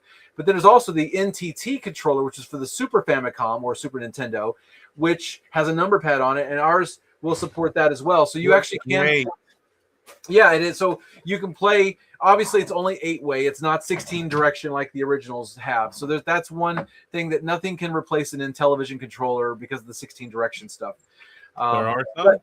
But yeah, so the other thing is with this one is that it also has a switch on the back, which has a 2 and a 4. And basically what this means is it becomes players 1 and 2 slots, or it can also become player 3 and 4. So if you want to play a 4-player game of FUBAR, you can actually do that without an ECS. We've actually got I think at this point we've figured out how to hack all of the ECS ROMs, not cartridges, can't fix that, but in terms of ROMs on like a back bit or an LTO, you can effectively play FUBAR, any of the 4-player. This World Soccer was a big one, so you actually can play with this without an ECS at all, 4 players inputs and such. And of course, Casey's got over here, that's the IntelliPort, which is very similar to this, except it actually has 2 Intellivision compatible controllers. So you could hook up like the Intellivision Touch or the Long Play or Hugo Games controller or Intellivision 2 Flashback or actual Sears Intellivision controllers. So again, like this one, it also has a 2-player and 4-player mode. So you could actually play 4-player games with Intellivision actual controllers on the system as well. So that's what these 2 babies do. The other thing that's really cool about this one, I forgot to mention, I was kicking myself I didn't. This also supports the Nintendo Zapper. So as we were talking about earlier, Duck Hunter was created, or Duck Hunt, a demake of Duck Hunt for the Nintendo. Basically supports actually added features though too, where it actually has a 2-player game mode. So you can actually have 2 zappers shooting at the television at the same time, both shooting at the same ducks. So it becomes competitive in that regard. Daisy chain? Yep. And you can also have 2 of these if you're crazy enough to buy 2 of them. like Casey, you could actually do 4-player light gun games. Now, there was one called Shooting Gallery. Shooting Gallery was one that Carlos had made. It was actually almost like Hogan's Alley, where the targets come out and pop out, and you can have 4 players all competing for the same targets on screen. And if red shoots at player 1, it would then flash red, and they got the points. So you're all competing for the same targets, and whoever gets the highest score wins.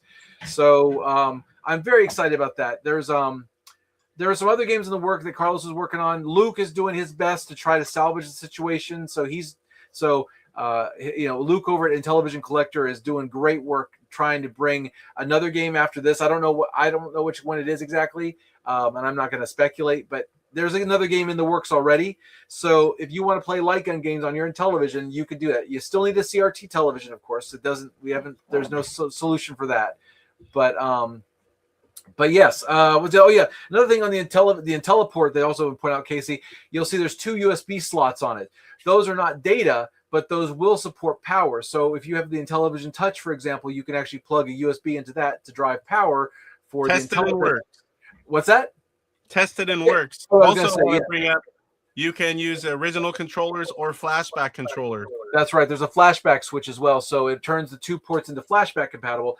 I really like the flashback controllers. I have several of them myself. So I tend to favor those myself when I have to. But then I use my Sears. I have Sears systems mostly, so I have a few of those floating around as well, the tan ones.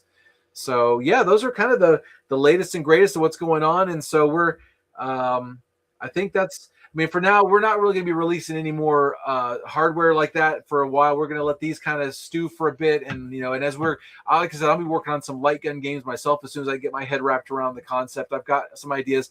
I'm not usually a big port guy. I like to make original games, but certainly inspired by and things like I like the idea of combining things where you could do a controller in one hand and gun in the other.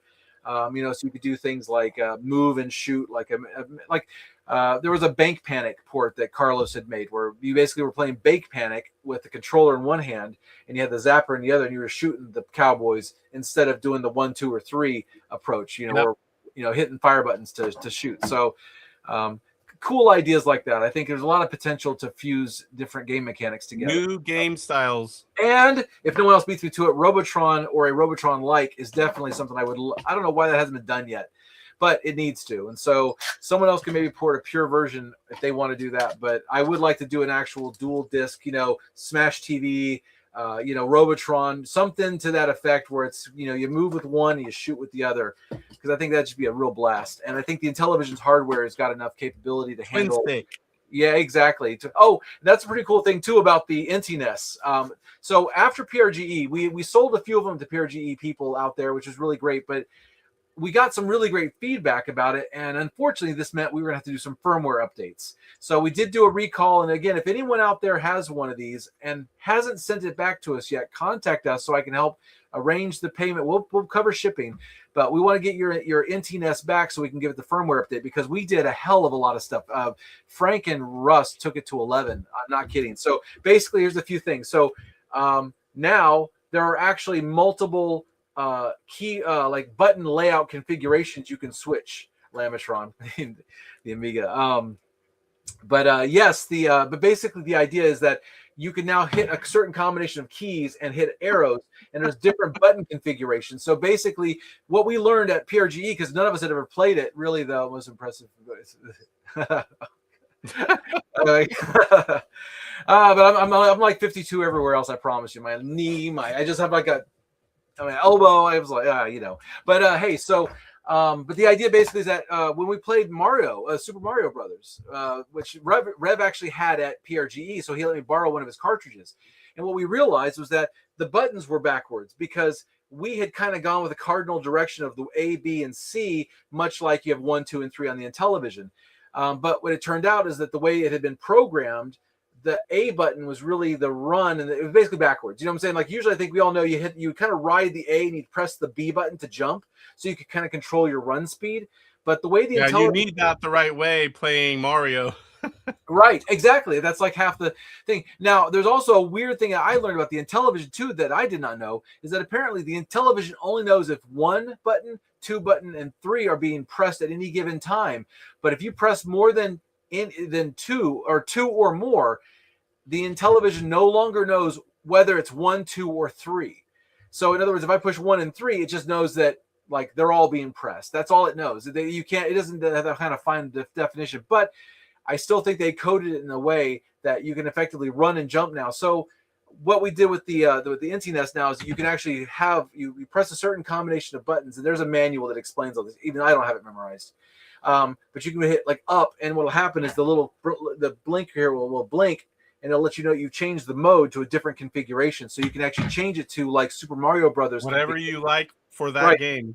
And for people who have the NTT controller, they actually set it up so that now the number pad and the joystick can be in a dual action mode, so that now the number pad actually is the number pad for player 2 and the disc is actually for player 1. So your NTT can effectively be like the coupler, where now the numbers on that actually work. Yeah. So and Casey's checked that all out with Frank and stuff. So it's a pretty cool piece of hardware. So I'm really proud of it. We did a lot of cool stuff, and I think it's going to offer a lot of opportunities, especially for people who are like wanting like action arcade joysticks. And even though the device itself, it's $130, so it's not, it's not chump change, but now you can access to all of the Nintendo controllers out there, and and Super Nintendo controllers with the adapter, which can give you like Street Fighter 2 style arcade action.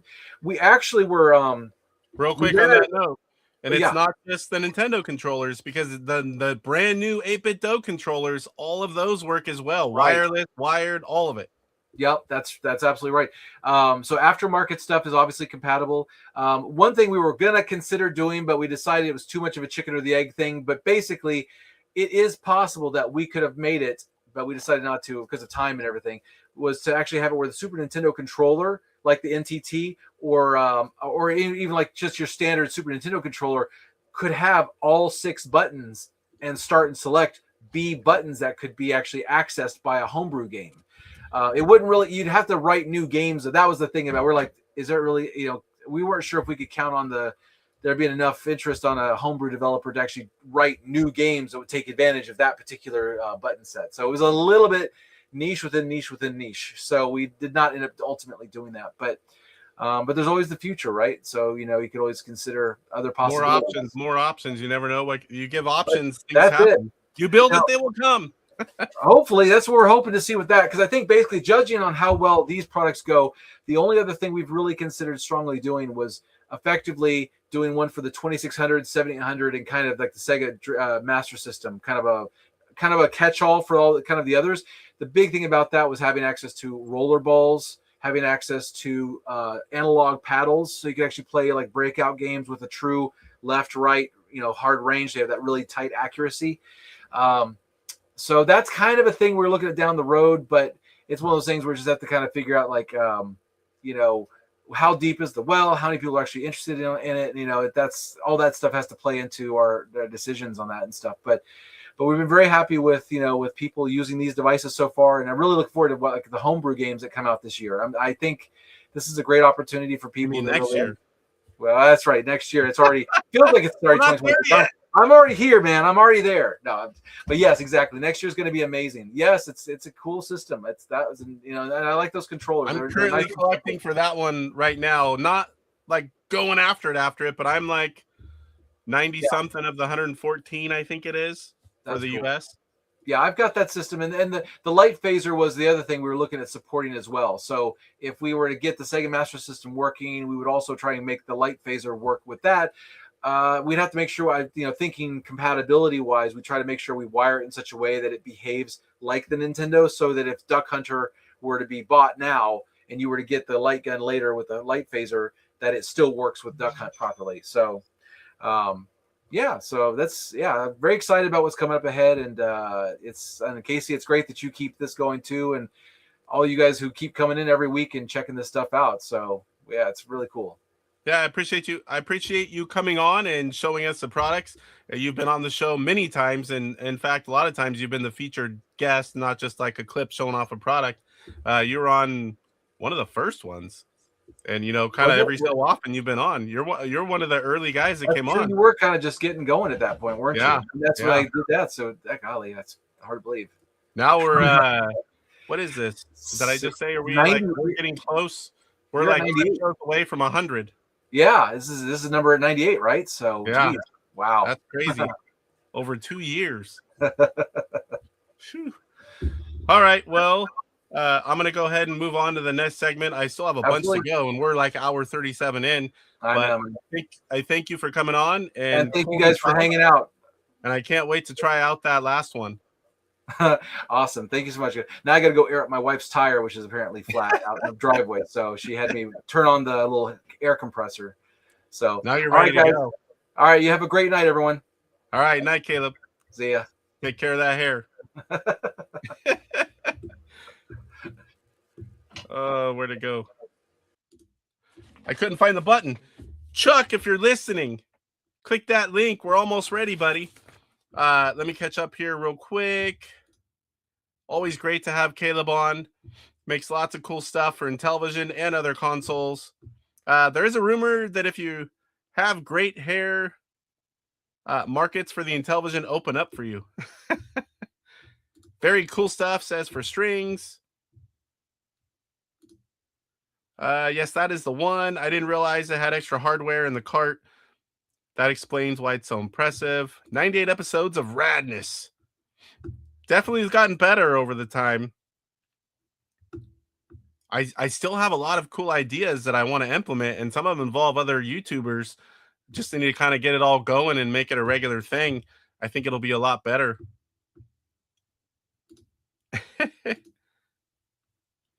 I almost missed this completely. We'll have to go back and see what I missed. Yeah, almost always. There's always some cool stuff to see, definitely. Okay, so where are we at here? Let me find out because I kind of skipped ahead. We got through all the news. So, sorry, guys. Those of you that are coming in late, I am still sick for like a week, but the show must go on. Sprint news. So some people are reporting that they're having issues with the controller, just straight up missing certain ones. I believe these are issues with certain controllers because most people, I've talked to a lot of people, most of them are okay. And there's things like where you open it up and change, you back off the screws inside a little bit. And a lot of people say that really helps. Now, I can tell you, Ben said he's going to adjust the torque settings for future runs and back those screws out from the factory. And, you know, they constantly are making things better. Every issue is going to be resolved if it's possible. So that I can assure you, Ben is great. He's dedicated, and he just keeps on chugging along to make this Sprint console as good as it can be. But definitely, if you have issues, it is being worked on. So new features are also being worked on. You've seen, I mean, I've seen a ton of stuff. Once you guys saw it and it was out, some of the stuff's already been put in. There's a lot of things in this last update, like folders and color palettes and a lot of things that pop up. They're just being done. I've never seen anything like this. He's so dedicated. I mean, I'm a huge Ben Jones of Play On fan. After this, won't ever down him again. So what else we got here? A lot of publishers. This is Sprint news. A lot of publishers are gearing up more and more to release homebrew digital packages. Chuck's got his glasses on. I can see him getting ready. They have the Sprint files ready to go for your carousel. So you're going to get every file needed. You're going to simply drag and drop it over to your USB stick, and you're going to be ready to go. It's great to see so many publishers releasing ROMs that weren't available before and having them Sprint ready where you have to do no work except for drag it over. Sad news now. I don't know if you guys saw it on AtariAge. Digital Revolution, Sprint games, digital physical. He showed us. We talked about it a little bit. I saw a post that says all games are permanently canceled. So let's hope that something works its way out and we get those games. There's a lot of great games that we're going to be offered. I don't have details on what's going on, but let's just hope that we get those games in the future. And Atari seems to have a small amount of Sprint consoles left. Some people say it's like 30-ish. So if you go and look, you can see them. They're pretty much sold out everywhere else. This thing has been selling phenomenally well. It's awesome to see. There's going to be more coming, but it will take some time, of course. And so if you want one, you better get one from Atari before those are gone.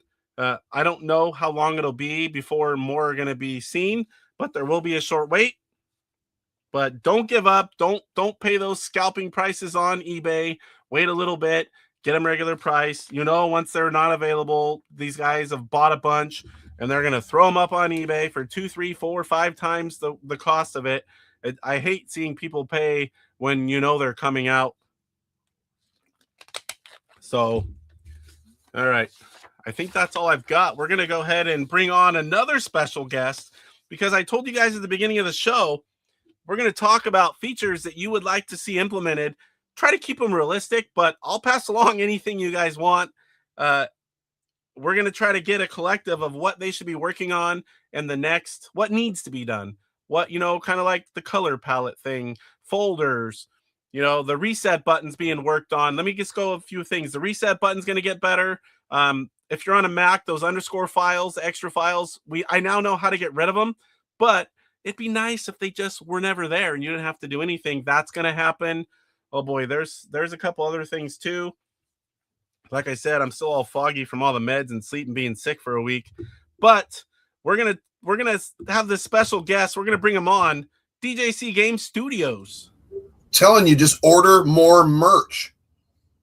I'm gonna need more coffee cups, everything. Oh, I gotta go. I'm live. What's going on, sir? What's happening? It is good to see you. Always good to have to be on here and to talk with you. I thought you were going to have a third pair.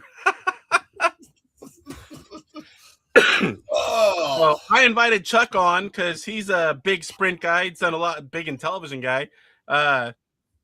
We're going to talk about, and I need to be able to write some of these down because going back and looking at the video, that is not fun to do whenever it's 3+ hours long. So I'm going to write down a lot of the stuff, and you guys can message me too if you're watching later.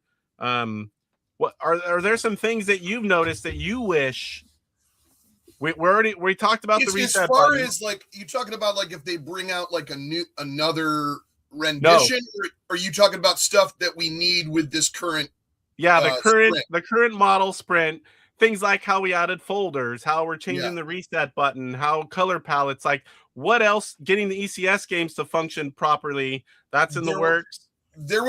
So I'm very impressed with this system. I'm not as savvy with going in and doing a bunch of folders and pictures. I've learned to do the pictures and the stuff like that and the box art. So I'm pretty happy with that. But I really think we need controller packs. I know we've said that for a long time, but extra controller packs, I brought that up definitely. I think also as a collector and all of us being collectors, I think a really good, awesome thing to have, and I've said this before, but I'll say it again, is if you're going to do packs, have some fun with it. You're Atari. You do all these crazy multicolored Atari joysticks and theme stuff. Let's do some Sears controllers. Let's do the white ones. Let's do the Intellivision 2 controllers in a wireless, and sell them in packs, because your fans that bought all these Sprints, they'll buy these too. Both because you want extra controllers in case, oops, I dropped this and it shattered, or something broke on it. Games ever becomes a thing. Yeah, I think that they really need to do that's my number one. Because other than updating things and fixing things here, the color palette change to me was one of the best things they did. Like especially playing horse racing. We were playing horse racing on Christmas Eve. The colors were wrong. It was before. It was at my Christmas party, like before the update, and everybody's betting on horses, and we're having a great time. And everybody goes, "Why is my blue horse pink, like straight up bubblegum pink?" I'm like, "Don't worry." And then pink was like blue, and blue was pink. Up was down, left was right. Everybody was having a terrible time figuring out. But yeah, the color palette update, 100% great. I think everything with the folders and I think there's not much that's bad. It's just little tweaking here and there. One. There was just something else, and I just music is coming too. I'm pretty sure. Ooh, that would be cool. What I asked for in the music was whatever basic tune or thing they're talking about snafu. Well, I said, we'll do it like in a file format like MP3 and have it on there where we can replace it and make it our own with whatever we want. That would be just like you do with the ROMs. Make it where we can do it our own, and I'm hoping that is the thing. So Is but that just for should be menu coming. music, or is it so every song, Menu you have music. a song for each one? Like you slip over to Night Stalker It'll and be have like that. no, it'll be like menu music, but I'm pretty sure like they're talking about using someone suggested during the live stream Snafu, that like tune, they own it, they don't have to worry about copyright. But my suggestion was make it where we can replace it so people can put whatever type of music they like. I want my Intellivision on there. That's the one I recommended, but they're That not would sure be about the the legal rights to it. Yeah, because also you gotta remember if that's gonna be always playing, and I'm sure there's as long as there's an option to turn it off, but Yes, if you're gonna always be playing that when the menu's on, I don't know. I was even thinking Shark did it at the end, the ending music, but I'm like, after a while, that's gonna get in both Snafu and that are gonna get annoying, So as long as there's a way to turn it off is a good point to make sure that they don't overlook. Yeah. But other than that, yeah, I would love to like upload my own literally my own music. It's DJC Dynamite. Dynamite Kablamo. It's my catchphrase. It's Romero SS says, who is this guy? Never heard of him. I haven't heard of me either. So I gotta ask, you haven't seen that mantis around your game room over there, have you? Like behind the cabinets over there with all your games? Oh man. Oh. This is Corey and Mantis and all the sprints they've taken, but I don't know who that good-looking guy on the right is. I think that's a guy he's a super guy.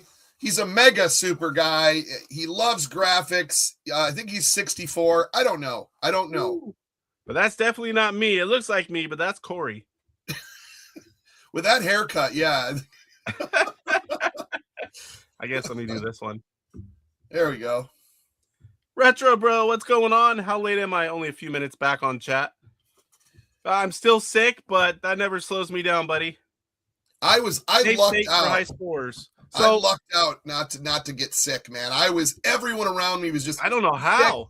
Dude, it's last time I was ever sick, I had COVID. So I don't get sick a lot, but I have young school-age children, and lucky for me. So I did a little poll the holidays. Did you make it through without getting sick? 78% said yes. 91 votes. 22% said no, that they got sick. Everyone I know has been sick, so I don't know how all these people aren't sick. Johnny says DJC Game Studios in the house. What is happening? So people are saying save right now, guys. If you have options, not like hardware stuff, but like software, like adding folders, color palettes, all the little tweaks that we can do. Like that's what we're talking about right now. Okay, I got something that would be really cool because I was thinking this. So where you can do your 3 screenshots. If it's I don't know the power. Don't add a 4th screenshot if I haven't already told you. No, I'm looking about what about it took them all away and now none of them show up. What about like a GIF or like a short video, like a little looping short video? That would be really neat. I don't think that those files are small and they have to all be formatted the right size or the menu. That's what I was wondering because I'm like, it might not be able to fit. Plus, that would be insane. But I mean, like on a certain things, like imagine if you put one for like a whole bunch of games, it would be playing and resizing all of that. It would stutter big time if it does on images. But I mean, like, yeah, but I would only do it on like one thing, like as a joke or something. I thought it'd be kind of cool because what was funny is for my Christmas party, I had my friends and that I always go out on camping trips with. We always do horse racing while we're camping, and we've done it for years. And so I made like a custom cover where I had them all on the cover of horse racing, literally, and it was hilarious. And in the background, I had like pictures of when we were camping and stuff like that.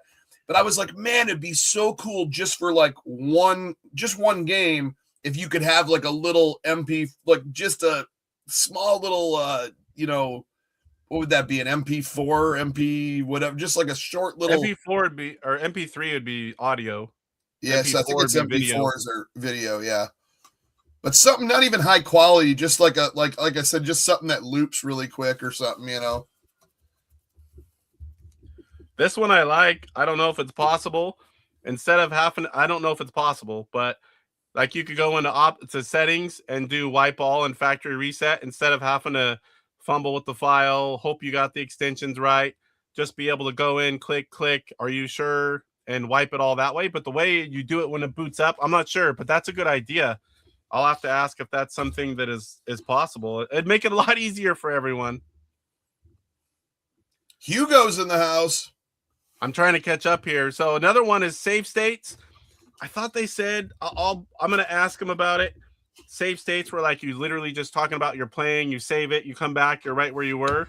Or because I know saving, what is that? Mine's kind of plain on the back.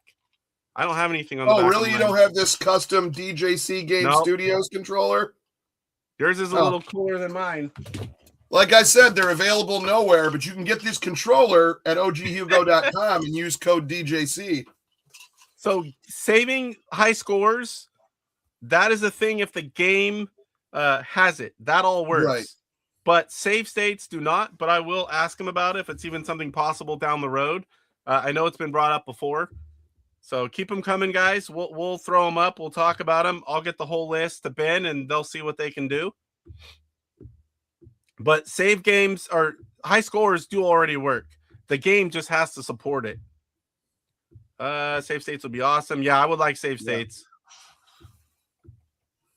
Yep, a way to factory default from the menu. I think that would be pretty cool if they could do it, because it is kind of a pain. And when I first did that, I'm doing early testing, and I wanted to do it just to try it so I can help people do it. And I had a little bit of issues to get that to work the first time. I mean, not too much, but it'd be easy. Just go in the menu, wipe all, factory reset, whatever, and boom, boom, boom, restarts. I know we had mentioned about doing the reset, just reset to the game's title screen. Is that being worked on? That is being worked on already. That's already being worked on. I don't think color palettes per game, but there is a way to do. I like the second one they just put on in the update, but there is a way to do other color palettes, just not as easy. So if you go into options, display, and change the color palette, it doesn't tell you which one it's on. It just beeps. You'll know when you open up a game and the colors look different. But you can side load, open up that file. I haven't tried this yet, but it is possible, and you can go through other color palettes. And then when you load, it'll use it. But when you get one that mostly looks right, most people are satisfied. You give too many options or make it too hard. People just don't get lost in what to do. I pretty much, when I did the update, I pressed 3 once to change the color palette, and it went to that old school color palette, like the correct one. So I never messed with it after that. I did that on both my sprints. But then my third one I don't have because the mantis broke into my house and stole it from underneath my tree.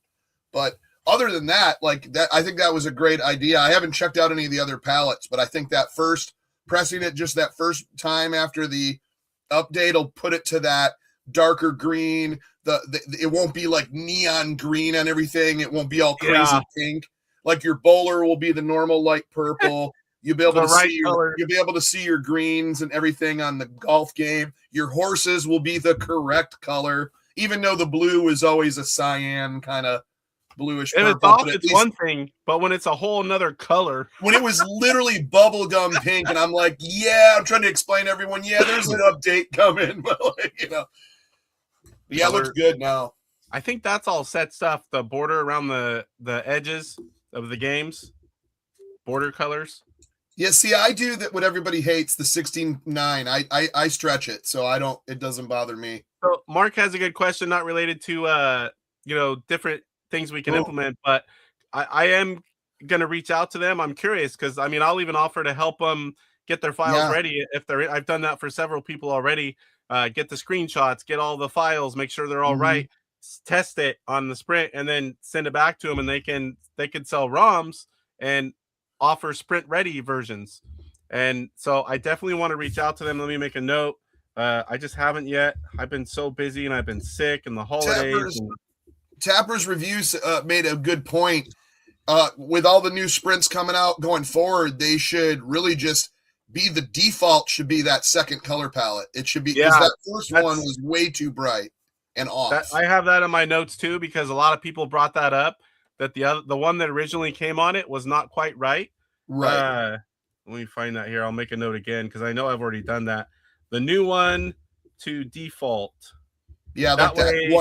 That second, whatever the second darker green Mattel Electronics one is. What's up, Jerome? Corey in chat. And Chick.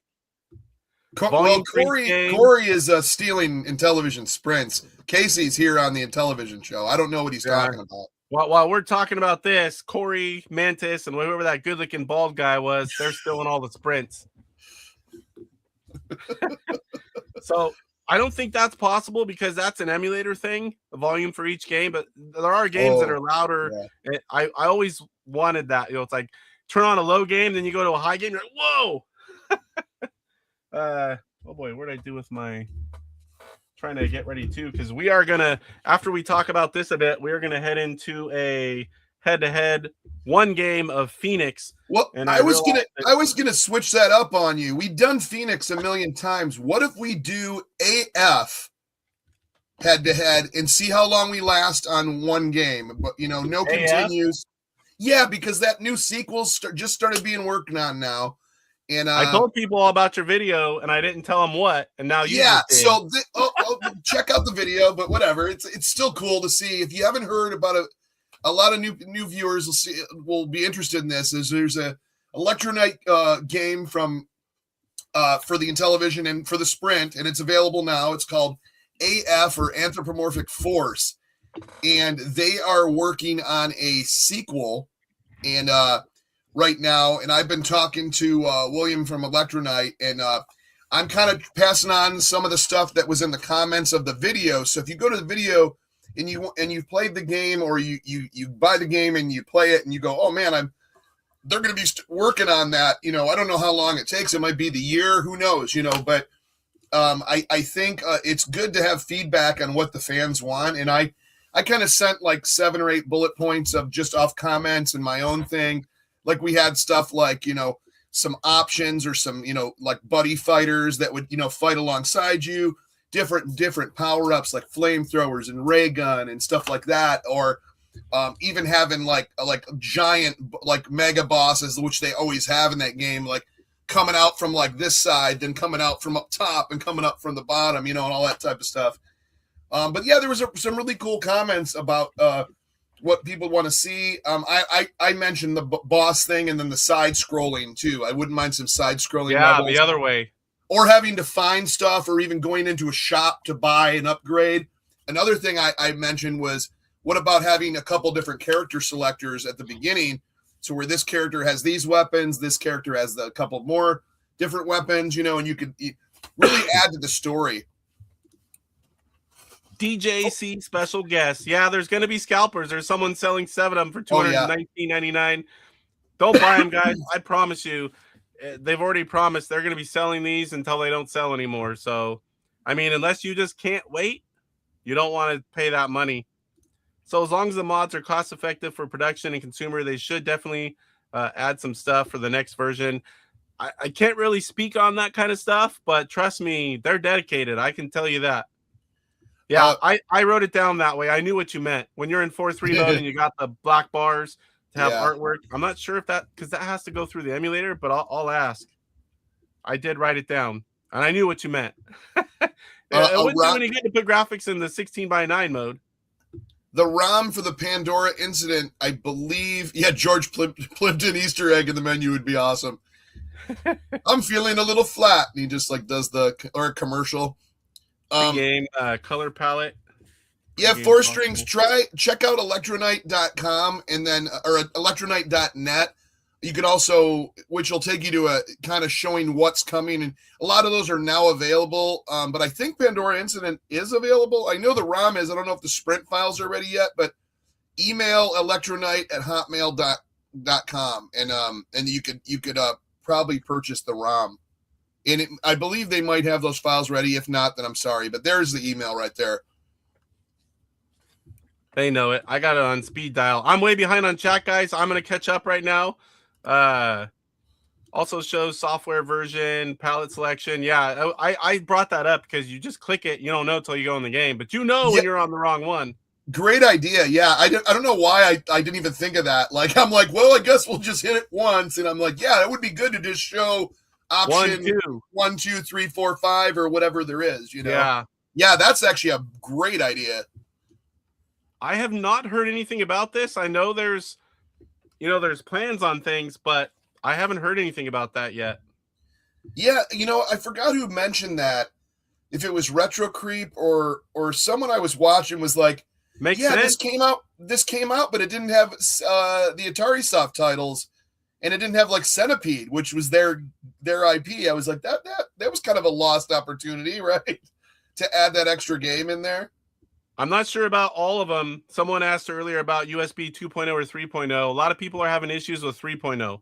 I am using, what is it? A Cruiser Glide 32 gig SanDisk, and they work great. I have a bunch of them. I just ordered 3 more. You have the cool ones. You have it where you can try it? So these right now, at least the last time I checked, are back in stock on Etsy. Intellivision ROMs, actual wood USBs with real wood grain and stain, and they're cheap. They're $8 because they're custom made, but they work perfectly with the Sprint, obviously. And I got a couple of these. I just ordered a few more for my other ones too. So yeah, these are on Etsy, but they look really, really cool. Yeah, I know other Poe saw your video and he ordered them as well, and the guy was all excited because he saw Poe's video and saw his USB sticks. Nice. Trying to catch up here. I'm not too far behind, but I'm a little bit. I'm just looking for things. Has anyone noticed any emulation problems on the Sprint? All games work well and seem like the real thing. So this is using JZI Intv emulator, which is the best, bar none. The emulator is top notch. Well, that was also used on the flashback, wasn't it? The ultimate flashback. Ultimate flashback. Okay. Yeah, that one's in there as well. It is the best. The guy that brought us the LTO Flash, early Homebrews, a lot of the boards that the Homebrews are on, all the same guy. So definitely, Mr. Postile says, I suggested full frontal nudity for AF2. Did you tell him, DJC? That was the first bullet point. I watched this train wreck of Bart playing AF for the first time. I watched it. He just needs to practice. It's a fun game. I don't know how many times. Oh man, I got to start at the top again. That's how you'll start playing it. Is it's die boom until you find out. Okay, the key to that is don't overdo the speed. I always say 1 speed up is fine. 2, you're playing with too much. Playing with too much. 3 or 4, you're going to be like zip, zip, zip, smash. So make sure you just get 1 speed up and avoid the rest. So 4 strings, you should be able to email. Pandora Incident is available on ROM, right? It should be. Yeah, I have it. Pretty sure. Electronite at hotmail.com. Now, mind you, I might have gotten it a year ago when it was on Intellivision Collector's site for a while. Yeah, I never know how I get stuff. The worst, just email, and I believe, I'm gonna look right now. I'm gonna catch up on these. Again, guys, we're talking about software type things, not really hardware because that's a lot harder, but things they can implement, like how we've got color palettes folders. Whenever you get out of a game and it goes back to the game you were on and not at the beginning and you got to scroll through again. I recommended the same thing. When you go into a folder, you come out of a folder the same way, have it come out where you went in. And I think that's going to be in the next one. So we're looking for other ideas. They are highly dedicated to keep making this Sprint better and better. And I just love seeing that. I love being a part of it. Yeah. Okay, so Anthropomorphic Force is $12.50. Great game. Comes with the Sprint folders. Same with Pandora Incident is on the list of they should have ready. So Barry just email says he bought it Electronite. a month ago. Yep, email electronite@hotmail.com. You can get it, sir. Bears fan Goomba says, yep, too much speed sucks. Not everyone can handle it. By the end, I was avoiding all speed ups, not even the first one. So Bart was playing it. I saw his video. I think it was today I saw it. It's good in boss battles to have like when you have more room, but when you're going through them tunnels and you got 2 or 3 speed ups, you're crashing. There's no way you're making Yeah. The quarters are too tight. Yeah. So we've got I've got a bunch of stuff here. There's already stuff. I'm always submitting things, and then when I see and hear things, Ben, I'm telling you, he watches YouTube videos, he watches Facebook, he watches AtariAge. He sees a lot of things, and they're constantly looking for ways to make it better. They're dedicated. I can guarantee you that. We're going to go through all this stuff. I'll give them a list, and we'll see. I'm sure you're going to see. I'll be one of the ones testing the new update when it comes, and then maybe we'll have Ben on again, and we'll talk about them all. And then he'll do like what he's been doing. Once I approve it and we talk about it and show it, then he's gonna release it on AtariAge, let the masses go at it. Once it's okay, everything's good, or if there's a bug, fix it. And then once it's good, Atari gets it, and then it's official update. So there's a process there. It's been working great so far. So if you're having issues or you like certain things, be patient. I promise you, this isn't here you go, have fun, like it or not. They're dedicated, so don't worry about that. You're having issues, they're gonna fix them. They want this thing to keep being successful. So Absolutely. All right, well, I'm not seeing any more comments. What game did you want to play? AF? I say let's do some AF. I mean, do you want to do one like I have AF loaded up. Would it be better to do one continue, or if we die like right away, or do you want to do just one and then no continues? We can always do a stream. I'm 2 hours and 10 minutes in, and I still got a lot of stuff to do. Well, let's just do one, no continuing. One pressure, no continues, all the stress. You just gotta play. And if you can you handle it? Can you handle it is the question. Can you handle it? So we're gonna play a quick head-to-head, one game of AF, winner takes all. Let me see here. This one. It's funny, I keep looking at the chat, going to click on stuff, but I can't. I know. I do that when I'm in your guys's. You know what? I need to go to this one. Oh, that won't change anything. The screen's still going to be the same size. Are you in stretch mode, sir? I am. I'm in 16:9. Yep. That's how I play. I'm crazy.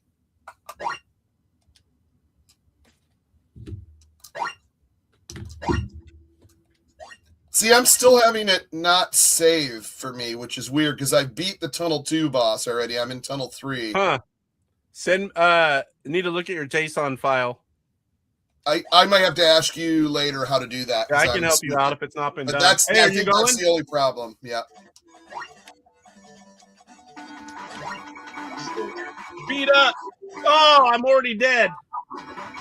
Speed up. Power up. Me and my big mouth. Let's just do one.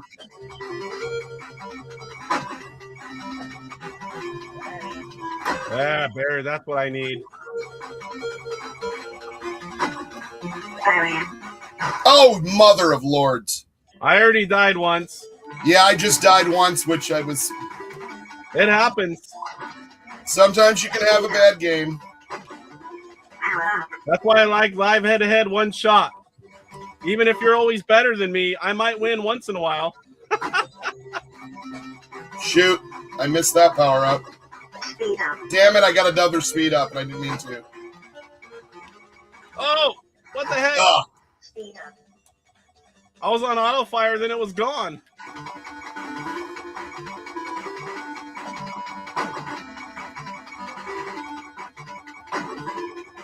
I hope one of us gets to the boss, because a lot of people... Bart hasn't seen the boss.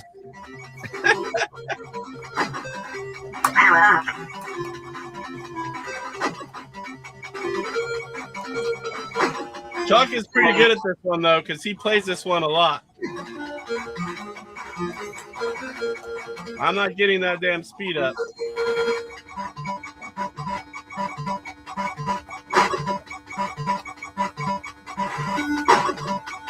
Live head-to-head with DJ C.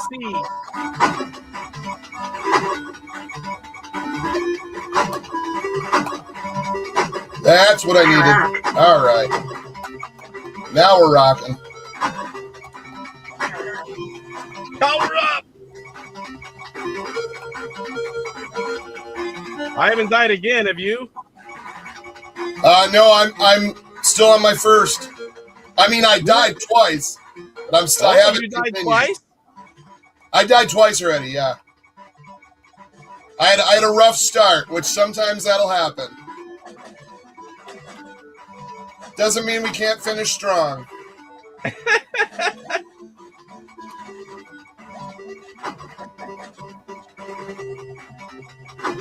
Oh!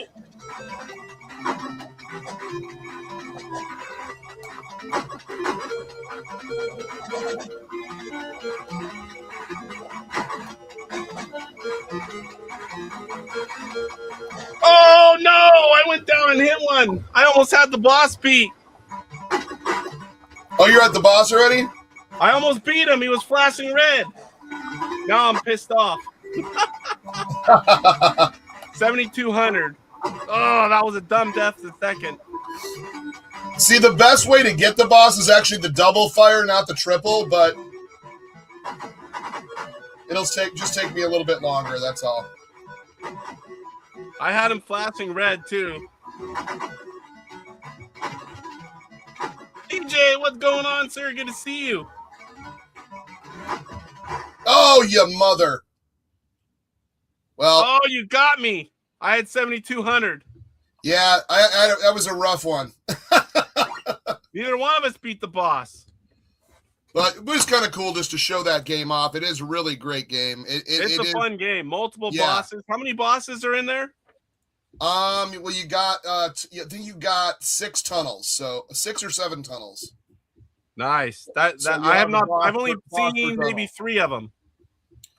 The cool one is the final level. It has that giant, like, 8-eyed dragon or whatever. It just like, it's crazy, man. I've seen more bosses watching you play than I've got to, but And I haven't played like all the way through like the game in a while. There's a lot of deaths when you play through it. I mean, if you play it constantly, you'll kind of master it. But if you stop playing, you'll get rusty really quick. you know you're still on the game screen. I do. I didn't. I'm just noticed it. I'm like, absolutely, I knew that. I was like, We never do that. We never do that. Bart says maybe I can learn something here. Well, you learned you can see a little farther, but neither one of us beat the first boss, and we both can do it pretty easy. Yeah, I can usually do I can usually do the worm and the spider super easy. I start having problems when I get to the jellyfish, but usually after a few deaths I can get him. And then after that it does get extremely hard. Topper's Review says, I watched CDC's video on AF and was very impressed. I mainly want Sprint for classic stuff, but I may have to buy a copy of AF just because it's so impressive. Well, don't be shy because there are a lot of games that are that impressive. I'd say anything when you see that Electro Knight logo, it's always like a very, and they got a couple like simple games too, but they have a lot of in-depth system pushing graphical games like Defender of the Crown. I played that the other day. That was super fun. AF, the Pandora Incident, Infiltrator. These games are games that you're gonna really have a story or a mission and a long in-depth gameplay and a really like. So yeah, Electronite. Oh, Ballista Avenue Redux, another one that's just like multiple endings, kind of you got to go fires like that, multiple endings. Just great games. Electronite at hotmail.com. TJ, my favorite bastard, said, beat Casey. He did this time. 2,000 something points. I had like 7,200. You got like 95, I think. Yeah, it was like 95 something. So right now, I don't know. Hugo's asking. I hear that they say it. I heard they've got like 30, but I don't know for sure. Yeah, I'm checking right now. The last time I checked, it was 32. Do you have that one, TJ? If not, let me know. If you want to play it, I'll send you that game. You make a video playing it. Oh, dang, dude. It's so a few just sold during your show. So 28 left in stock, guys. 28 at Atari.com. Go get one at Atari. Use the other one later. Sell it later. If you want one now, get it at Atari. Yeah, Atari.com. I still am waiting on 2. I've one as a now, gift. Hugo. You're still waiting. I know. I got to get another one too. Yeah, I got 2 that I have open. One that's in my arcade, which I'll also move everywhere. One for streaming, but I am going to get one sealed. And then the other one coming in is a gift that I ordered a while back before Christmas, but it's still on its way. Bart Either said that or the Mantis took it. I don't know which one. OpCode Arcade had a video playing AF earlier, and he's all, you guys started off making me feel better at least, but then we did good after we died that first one. Yeah, after the bad beginning, like once you get down, it's more. I don't have stage fright. Sometimes I just suck. Sometimes I do when I'm like playing live. Not real, but also I've had some of my best scores doing live stream, like my lunch. When I used to do my lunchtime streams, like those were where I just play for 2 hours, and that's how I got my high Phoenix score. You get good at it. But then I won't play it for a bit, and then like 2 weeks will go by, and I'll fight. Like if I fired up Phoenix right now, I probably wouldn't get past up to the like. That's why you didn't want to play Phoenix. I haven't played it since that live stream. I've been busy testing, family, moving. Steven says, hello, DJC, Corey, and team. The sprint is forever. Forever is, I don't have any props or videos. Yeah. Bears Fan Goomba, Police Avenue Redux is one of those next games I want. It's good. It's definitely different, too. I have the physical, too. I found it on eBay. Where'd it go? Steven says, my New Year's resolution is start competing on these high scores. Where do I go on the website? So the main one is Facebook, Intellivision Invasion. Every week there's a new game. You win, you pick the next game. As long as it's not a repeat, every year they do it again. Kevin Schultz puts it on, does all the work. It's easy. All the information you need posted. We do a lot of fun stuff between us. If you want to come on and do a live just like what we did, you can do it in 5 minutes. I need to start doing this again. I always plan to like have someone pop on, you gotta a game, and that's it. That's why we're here. We got to play the games that we're buying. I know you're better. You're much better at that than I am, dude. I don't know what happened to my Palista Avenue. I know I was showing it to someone the other day. This is another one I just picked up off of eBay. There was quite a bidding war on this one and Exerion and Goonies, but I got this one complete in box. Ooh. So, funny story on that. I never knew that game before this. I did play them all. I had them early to show them off and promo. It was my least favorite, and then it became my favorite. So I did like earlier on my channel. I did like I was like bored, and I did like let's find the weirdest games ever made. And that was one of them that came up. It was Naughty Boy, so it was this arcade. I had it like on a RetroPie or whatever, and I loved it. And but it was so frustrating. And then all of a sudden, out of nowhere, like 2 months later or a year later, they're like, "Oh, guess what's coming for Intellivision?" I'm like, "Freaking Naughty Boy!" So we got Exerion, Naughty Boy, and Goonies. And you know. I came to love all of them, but Naughty Boy I really liked. Roger, I'm sorry, I forgot. What are you talking about? I got one if you need it, Casey. I'm not sure. I lost track of that. I'm trying to keep caught up here, but it's not easy. I was trying to beat Chuck. I'm really wondering I see all, what Avenue is now. Oh, are you talking about the show stuff? Oh, that. I moved all my Electronites in a row. It's right here. See, a lot of people do that. I like to put them alphabetical order because when you've got hundreds and hundreds, sometimes you forget who made that game. Well, not all of them have thousands of every copy, Casey. Well, I don't mean that, but like, if you have enough, it's not always easy to remember who made it.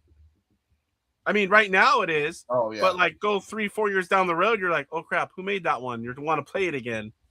Well, that's I have 3 of them. The Roger, physicals 3. at Electronite, I absolutely love because they always have that same like swoop, you know, and then everything's. I'm really a sucker for like this type of stuff, the bookend stuff where everything looks kind of uniform. I don't know, that's just weird. My weird things always change, but yeah, I like that too. Bart says he set his all-time score on Donkey Kong arcade version on a live stream. We were talking about that. Nice. What was his score? The arcade version? Yeah, I have. Mine was. You have scores for arcade? Yeah, so I have 85,600 was DK. No, not that.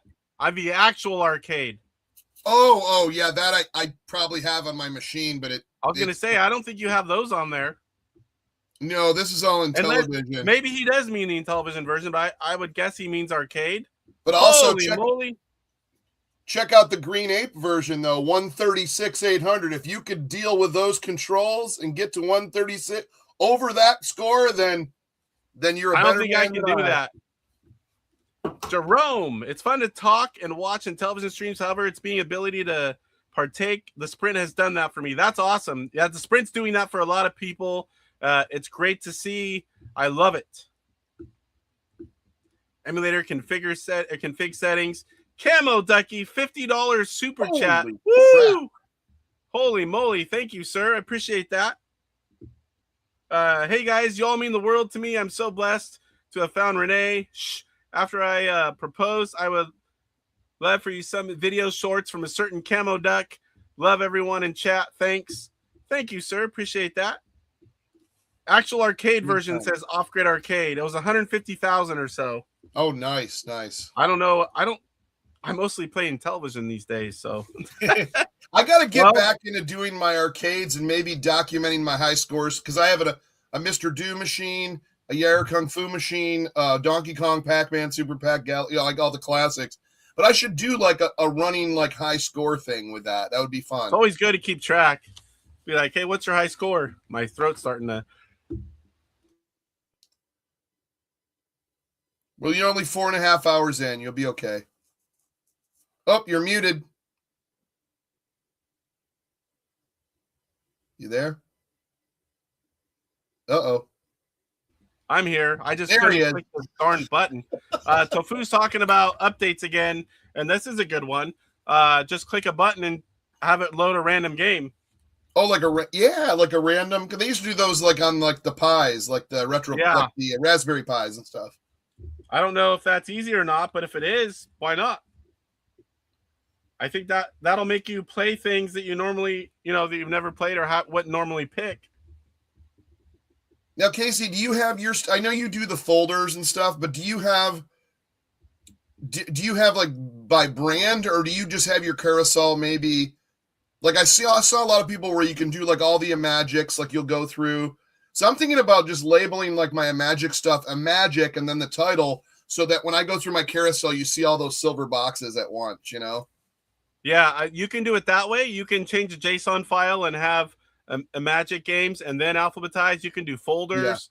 Yeah. I'm going to do mine 2 ways because, and as streamers, sometimes we want to make something different. I'm going to have one USB stick with whatever I want to do. Like say I'm doing a stream on Electronite games. I'm going to have with all the Electronite games together. Right.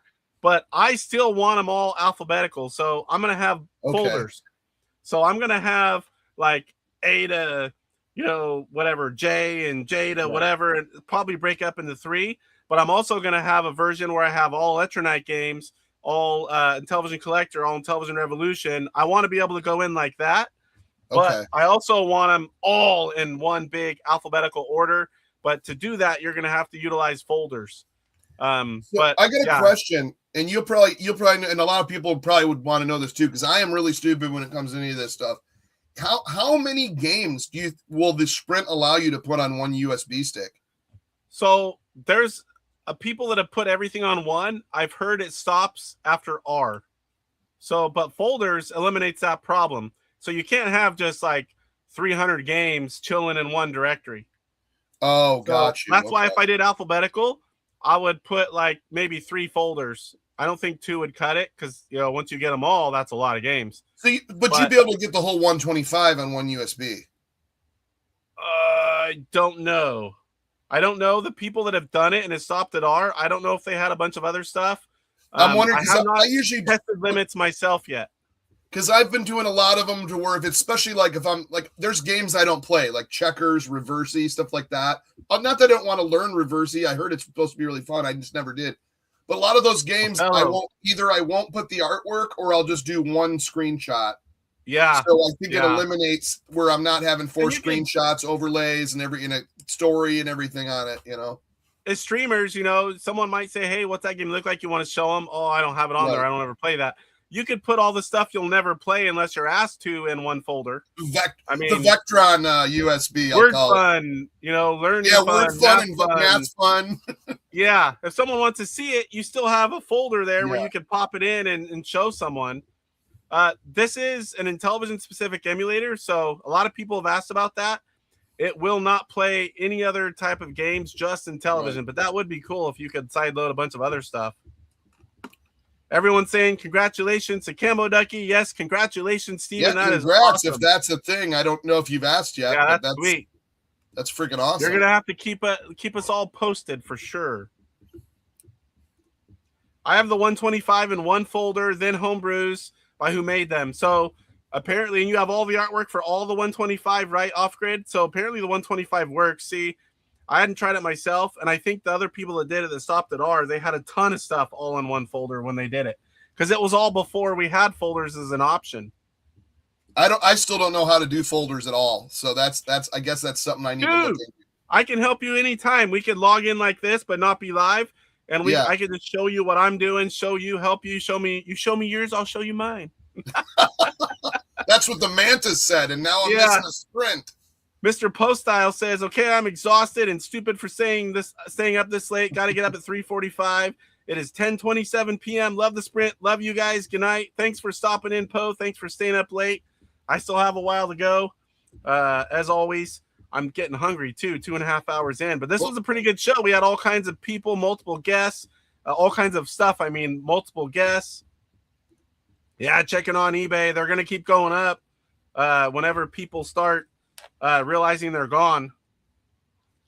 Yeah, and I've already seen them at $220 a piece. You know, they're making $70 off of 149. You know. Yeah. Then after fees. So OG Hugo, all the testing I do, all the stuff's been going on in my life. I don't even have my personal one done. I have a ton of sticks, ton of things partway done. I started mine, but there is one. Mike McMaster on Intellivision Invasion posted his complete 125, all the artwork. A lot of people have got that. I recommend doing that. I don't even have my own yet. I'm working on it, but man, all the testing and all the YouTube stuff, the kids stuff, the house moving, all that stuff comes first. And I've been sick. I just haven't had time to do my own besides what you've seen me do for videos. Yes, it works fine. Then Electronite has a folder. Yeah, that's how I have mine started. Yeah. 125 Electronite. But I also want to put everything in one big one so I can just go alphabetical. So, I mean, with folders, you can do it. You can put endless files. You will never fill up, multiple gigabytes with Intellivision stuff. Right. Everyone's saying goodnight to Post Style. So, anything else before I move on to the next segments? I'm going to let you about what's going up. I'm going to let you get back to your show, and I'm going to finish cleaning up this place and get ready for a New Year's Eve party in a couple days. So, are you going live tonight? At this point, probably not. Yeah, it's getting already kind of late. Yeah, and I got to be up tomorrow, so but I'll pass it back to you, and you have a great show, man. I appreciate you having me on, and anytime. Yeah, it was fun getting my butt whipped on one. We're 1-1. Yeah, that's true. It's all that pressure. All right, buddy. We'll talk to you soon. I'll help you with the folders.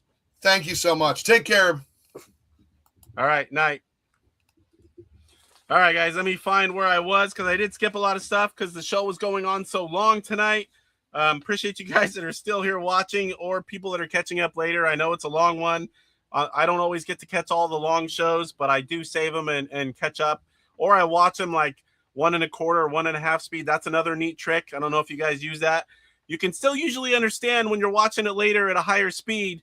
You can understand everything, even though everyone sounds different, but you can get a lot more watching in. So what else do we have here? So mail call, as I said earlier, almost never do I have nothing to show in mail call. This is one of those weeks. I think I blame it on Christmas. I've got stuff on the way. My voice is starting to go. I've got stuff on the way, but nothing here to show you guys. Got a couple high scores. This was posted on my Discord, and oh boy, I just lost who sent me that. Darn it. I had the name. This is Beauty and the Beast Pro on, what is it? I forget what, Retro Arcade, or it was some kind of, I can't remember what it is at this point. 20,900. It was submitted on my Discord. I have a section for a lot of different things and high scores. You can post screenshots, and then people can talk about it. I've had a lot of chat about the Sprint lately. The Discord channel, you guys, it's all free, of course, for those of you who don't know what it is. There's a lot of chatter in there now. I gotta start watching it better. At first, it takes a while to kind of get moving. Now there's a lot of chatting. But this was Beauty and the Beast Pro, a homebrew by David Harley, Intelligent Vision. And then I have mine, which I also submitted earlier. Yes, I'm a Niners fan since 1980. We beat the Bears. It was a back and forth game. Man, what a good game. But I stayed up late. 85,780 on Pitfall. That's right around my personal best. And that's what I've got for high scores. Homebrew Highlight. So we're going to open this bad boy. This is still sealed. This is one of the new releases from Intelligent Vision. That's the ROM. The completed box is from Intellivision Collector. And this is sealed. We're going to open it up. I have the ROM, but I have not played the completed box version yet. So this is going to be a beautiful gatefold.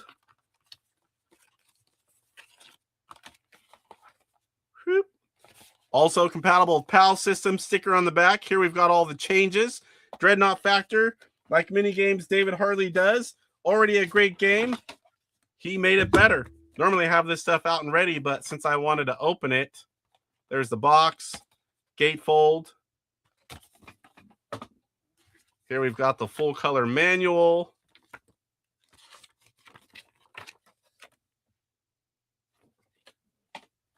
We've got the overlays and the cartridge.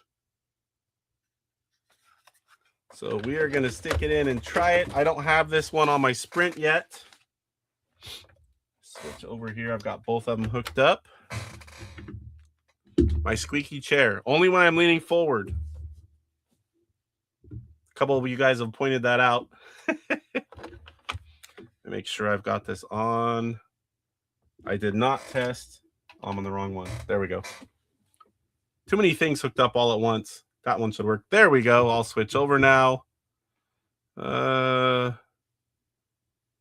one is it here? There we go. So you get to select level 1 through 7. Let me tell you some of the changes. There's a lot of subtle things, but this is a lot. I don't know that I have the changes ready to go. I haven't read the manual, Mike, because I just opened it. I don't know if the changes are called out. Oh, nice. They've got some old information there. The patch, the original programmer.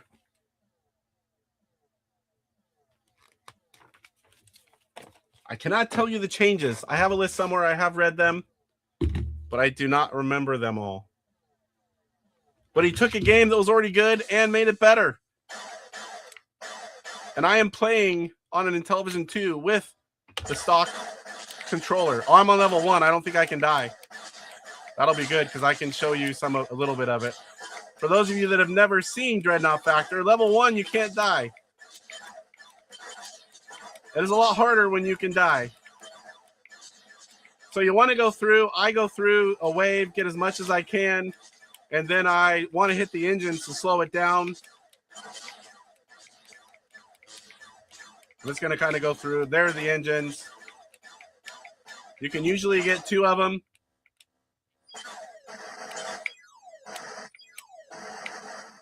Now I'm too far. And you just make multiple passes. I'm sure a lot of you guys are familiar with the original game.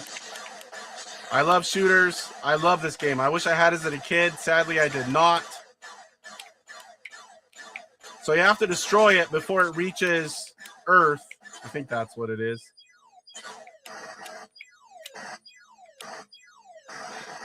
So now they're down to 1 engine. That's basically it. Lots of tweaks and changes. I wish I would have had the list ready. I didn't think about that. Sorry, guys. Let me go back, catch up on chat here.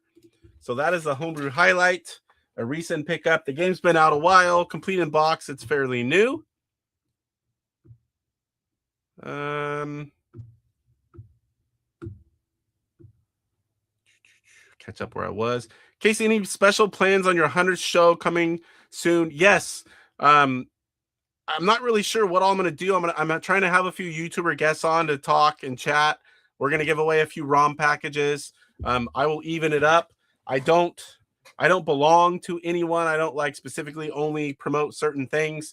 I try to evenly promote across Electronite, Intellivision Collector, Intellivision Revolution. So if I give something away, I'll rotate. If I give a few, it'll be one of each, or I'll give away one this time from Electronite, one next time from Intellivision Collector, one next time from, Intellivision Revolution or another publisher. Maybe Brian's Man Cave. We need to put him in the mix. I try to keep it even. I definitely want to do some giveaways, just talk about the journey. I plan on having a list of some of the shows and the guests I've had on and people I've talked with, future plans for the show, which are some cool stuff that's in the works.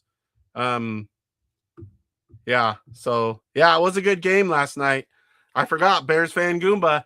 That one had me on the edge of my seat, back and forth, back and forth. I don't even care who won. I'm a Niners fan, but the Bears had won that. That was a fun game to watch.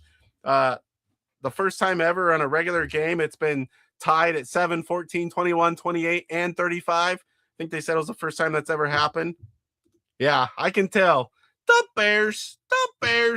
I remember watching the Bears in the mid-'80s with the Fridge. Now that was a heck of a team back then.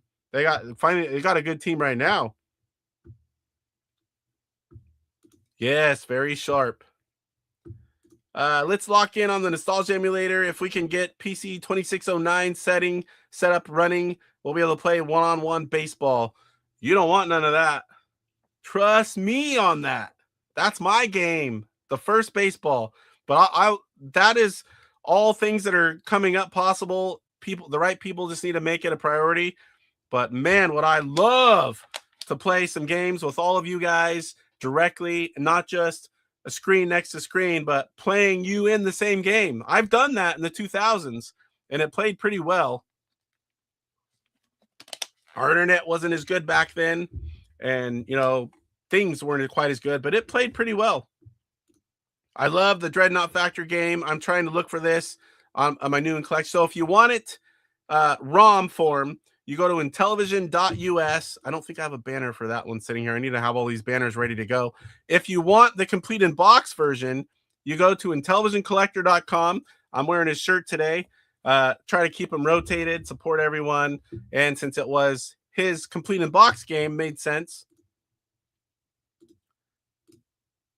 So there are 2 ways to get that one, but this version is great. Lots of changes, most of them being subtle, but David Harley of IntelliVision, he takes a game that's already good and makes it even better somehow. Almost everything he changes in most games, I mean, we're all not going to like everything, but for the most part, everything he does, I like. There are a few things now and then I'm like, but almost everything he does, I like. Intellivision Gamers, sorry, where do I get the file that has all the original Intellivision Invasion Facebook group? There, search Mike McMaster or scroll down. It's a few days ago, lots of posts. He posted a link, and he has all the 125, all the artwork, everything. And you can just load it up and go. There's nothing that shouldn't be in there. Like, there's not homebrews and things that are, people don't want in there, but The 125, I think I haven't tried it yet. I need to download it. I want to try it myself. I wanted to talk about it. You know, there's a lot of people that always ask me. Sadly, I haven't had time to build my own. Ben's like, man, you need to have a nice one. You need to have one going there. I'm like, I wish I could. All the testing and all the things I've got going on, it's hard to do. But I have started one, and I have a lot of cool plans. I'm using all my own artwork. I want to do the total build myself. I just don't want to copy and change someone's. That works fine for most people, but I want to have one that's my own.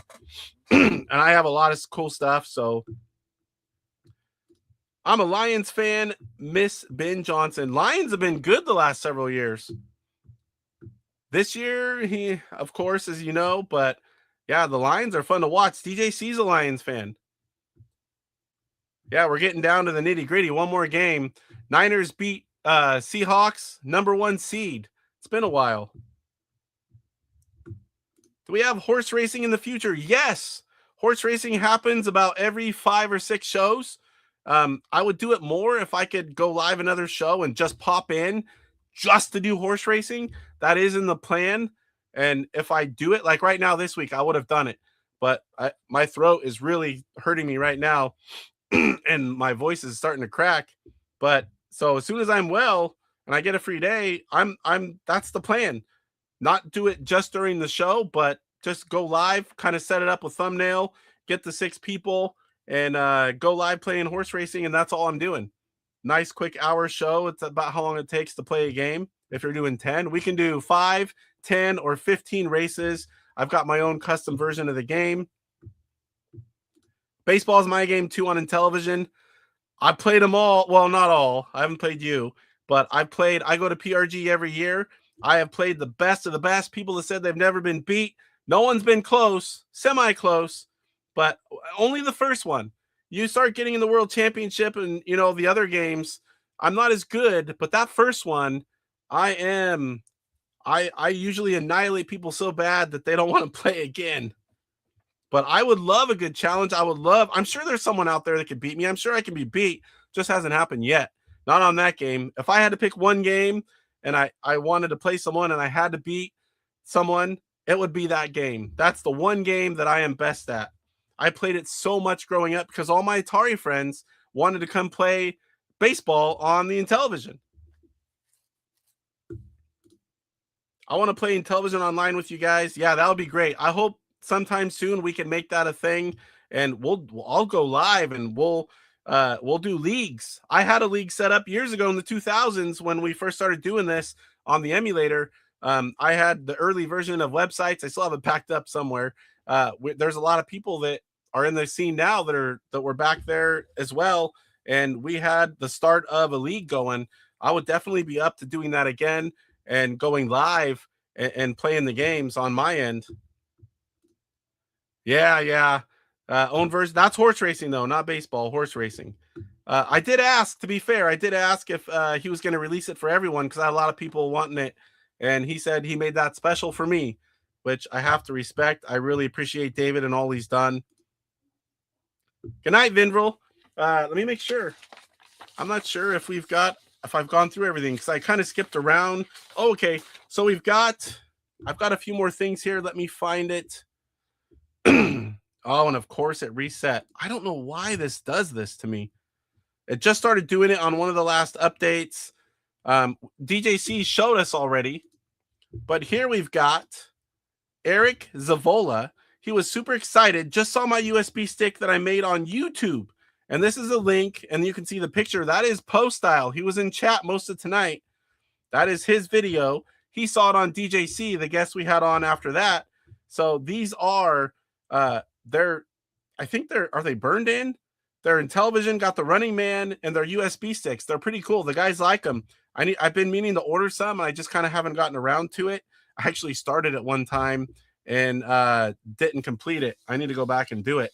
So definitely you can go into Intellivision Invasion Facebook group, scroll down a little bit 5 hours ago. He's got them for sale on Etsy. 5 gigabyte wood grain. Let's check that out real quick. Here you go. Intellivision ROMs, and it's got the Running Man. Do we get to see a price here? There's all different versions and things on here. Lots of cool stuff in Intellivision. All right, so I got that one, and then someone, it's on the same one here. I know the other link is not going to be in the same spot. Excuse me. So Jeff Spores has an Intellivision box for holding overlays, and he gives away the file for free on Maker World. For those with a 3D printer looking for a storage solution for their controller overlays, I had made this box a while back. Files are free on Maker World. The little lid goes on top, fits in the overlays, got 2 color there. So for those of you, there's Caleb. He was on the show tonight. A lot of people liking that. People always appreciate when they post the files. So go check that out. You got a 3D printer, which I don't have yet. It is in the plans. My son would love that, to be able to make stuff. And I mean, I think I would too. So we're going to get something one of these days and definitely start printing some of this stuff. But that is what I have for new product information. Let me see what else. I just lost track. I've skipped around today because of the guests and the long show. We talked about pretty much everything. Turbo went live, so I have playlists. If you want to know what a 125 game or homebrew games look like, you can go to my YouTube channel, and I have playlists for a lot of different things. Original games and homebrews. No mic, no cam, just show you the game. You see the box art, and you can check out what games are like. I'm 70, 80 something for homebrews, over 100 for original games. I need to learn how to play the rest of them. I think that's pretty much it. We talked about the new features you'd like to see. Got a lot of notes. Thank you guys for all of that. We had Chuck on. I lost, not a lot, but I lost to AF. Also, if you want to watch that video announcement, that is in the description. It's also in my playlist for YouTube video highlights. Anything that I think is cool from other YouTubers, usually, I have a playlist for that, and just my way to support everyone and make sure you guys see some cool videos that I think you should watch. Next week, so I had on here, I was going to play some homebrew games from 2025, some of my favorites. We're almost 3 hours in. We're going to skip that, and we're going to do it next week. Next week, we're not having anyone on. We're going to talk about everything we normally talk about, and I'm going to go over all the games of 2025 and talk about them, and we're going to play some of my favorites, and that's what we're going to do for the show for next week. And other videos, I've got some stuff I want to do, but I need to get over this. I need to be not sick. I don't want to make videos where I'm sick. So we're going to catch up on the chat here, and then we'll call it a night. Let's go back over to the other screen. Let me catch up a little bit here. Oh, sorry, I had that bin roll up. At least now I know where I was. Same with me. I played that Major League Baseball so much growing up. About horse racing, would love to play that the next time. Get in chat. You'll see the thumbnail. I do horse racing live. Right away say, I would like to play horse racing live tonight. It's a first 6. Some people message me as soon as they see the thumbnail. So get in there. Definitely would like you to try it out. It's a lot of fun. It's fun to watch. It's fun to play. It's fun to stream it. Thanks for the great stream. Happy New Year, and hope you feel better ASAP. Tapper, thank you. I appreciate that. I am doing a little better, but I don't usually talk this much unless I'm live, and definitely my voice is going. I can make some of those as well with my fiber laser. That'd be sweet. You make them, I'll show them, buddy. I don't play favorites. I show everything in television. Printed this. It's nice. Sweet. So you already printed that same file that he posted up. Everything worked good. I've never printed anything, but thank you, Casey. Take care of yourself. I appreciate that, Sarah. Got to hit the hay. Yeah, it's 7:50 here. I haven't had dinner yet. I'm starving. Great stream. Hope you all have a happy new year. Next week, we'll go over all the games that were released in 2025, and we'll play some of my favorites. Thanks, Casey. Hope you feel better soon. Happy New Year. Happy New Year, everyone. Thanks, Mark. Little Alien, appreciate the stream. I hope you feel better soon. It won't stop me. I just don't want to make extra content whenever I've got a voice like this. My birthday's on the 31st. Wow. You got your New Year's Eve, baby. 53. I just turned 50 in September, so we're fairly close. Got me by a couple years. Thank you so much for the awesome show tonight. Hope you feel better soon, and see you again next live stream. Thanks, Johnny. Get in there and play that horse racing live next time we do it. All right, guys, that's going to do it for tonight's show. Big thanks to everyone that showed up live. I appreciate you all. And if you guys are watching it later or catching up on what you missed later, I appreciate you as well.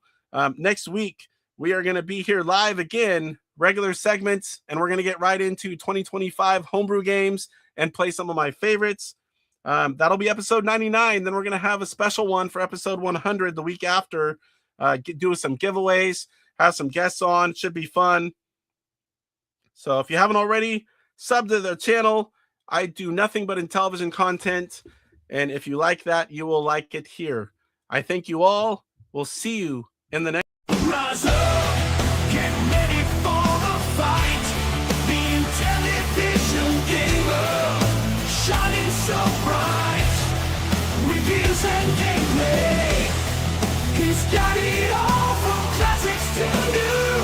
He stands tall, interviews and insights. He's on a mission, unleashing the power of retro intuition. He's got the knowledge, the passion untamed. IntelliVision burning with the flame.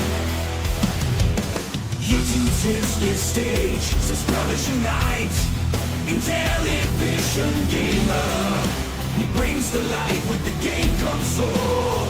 He's making history.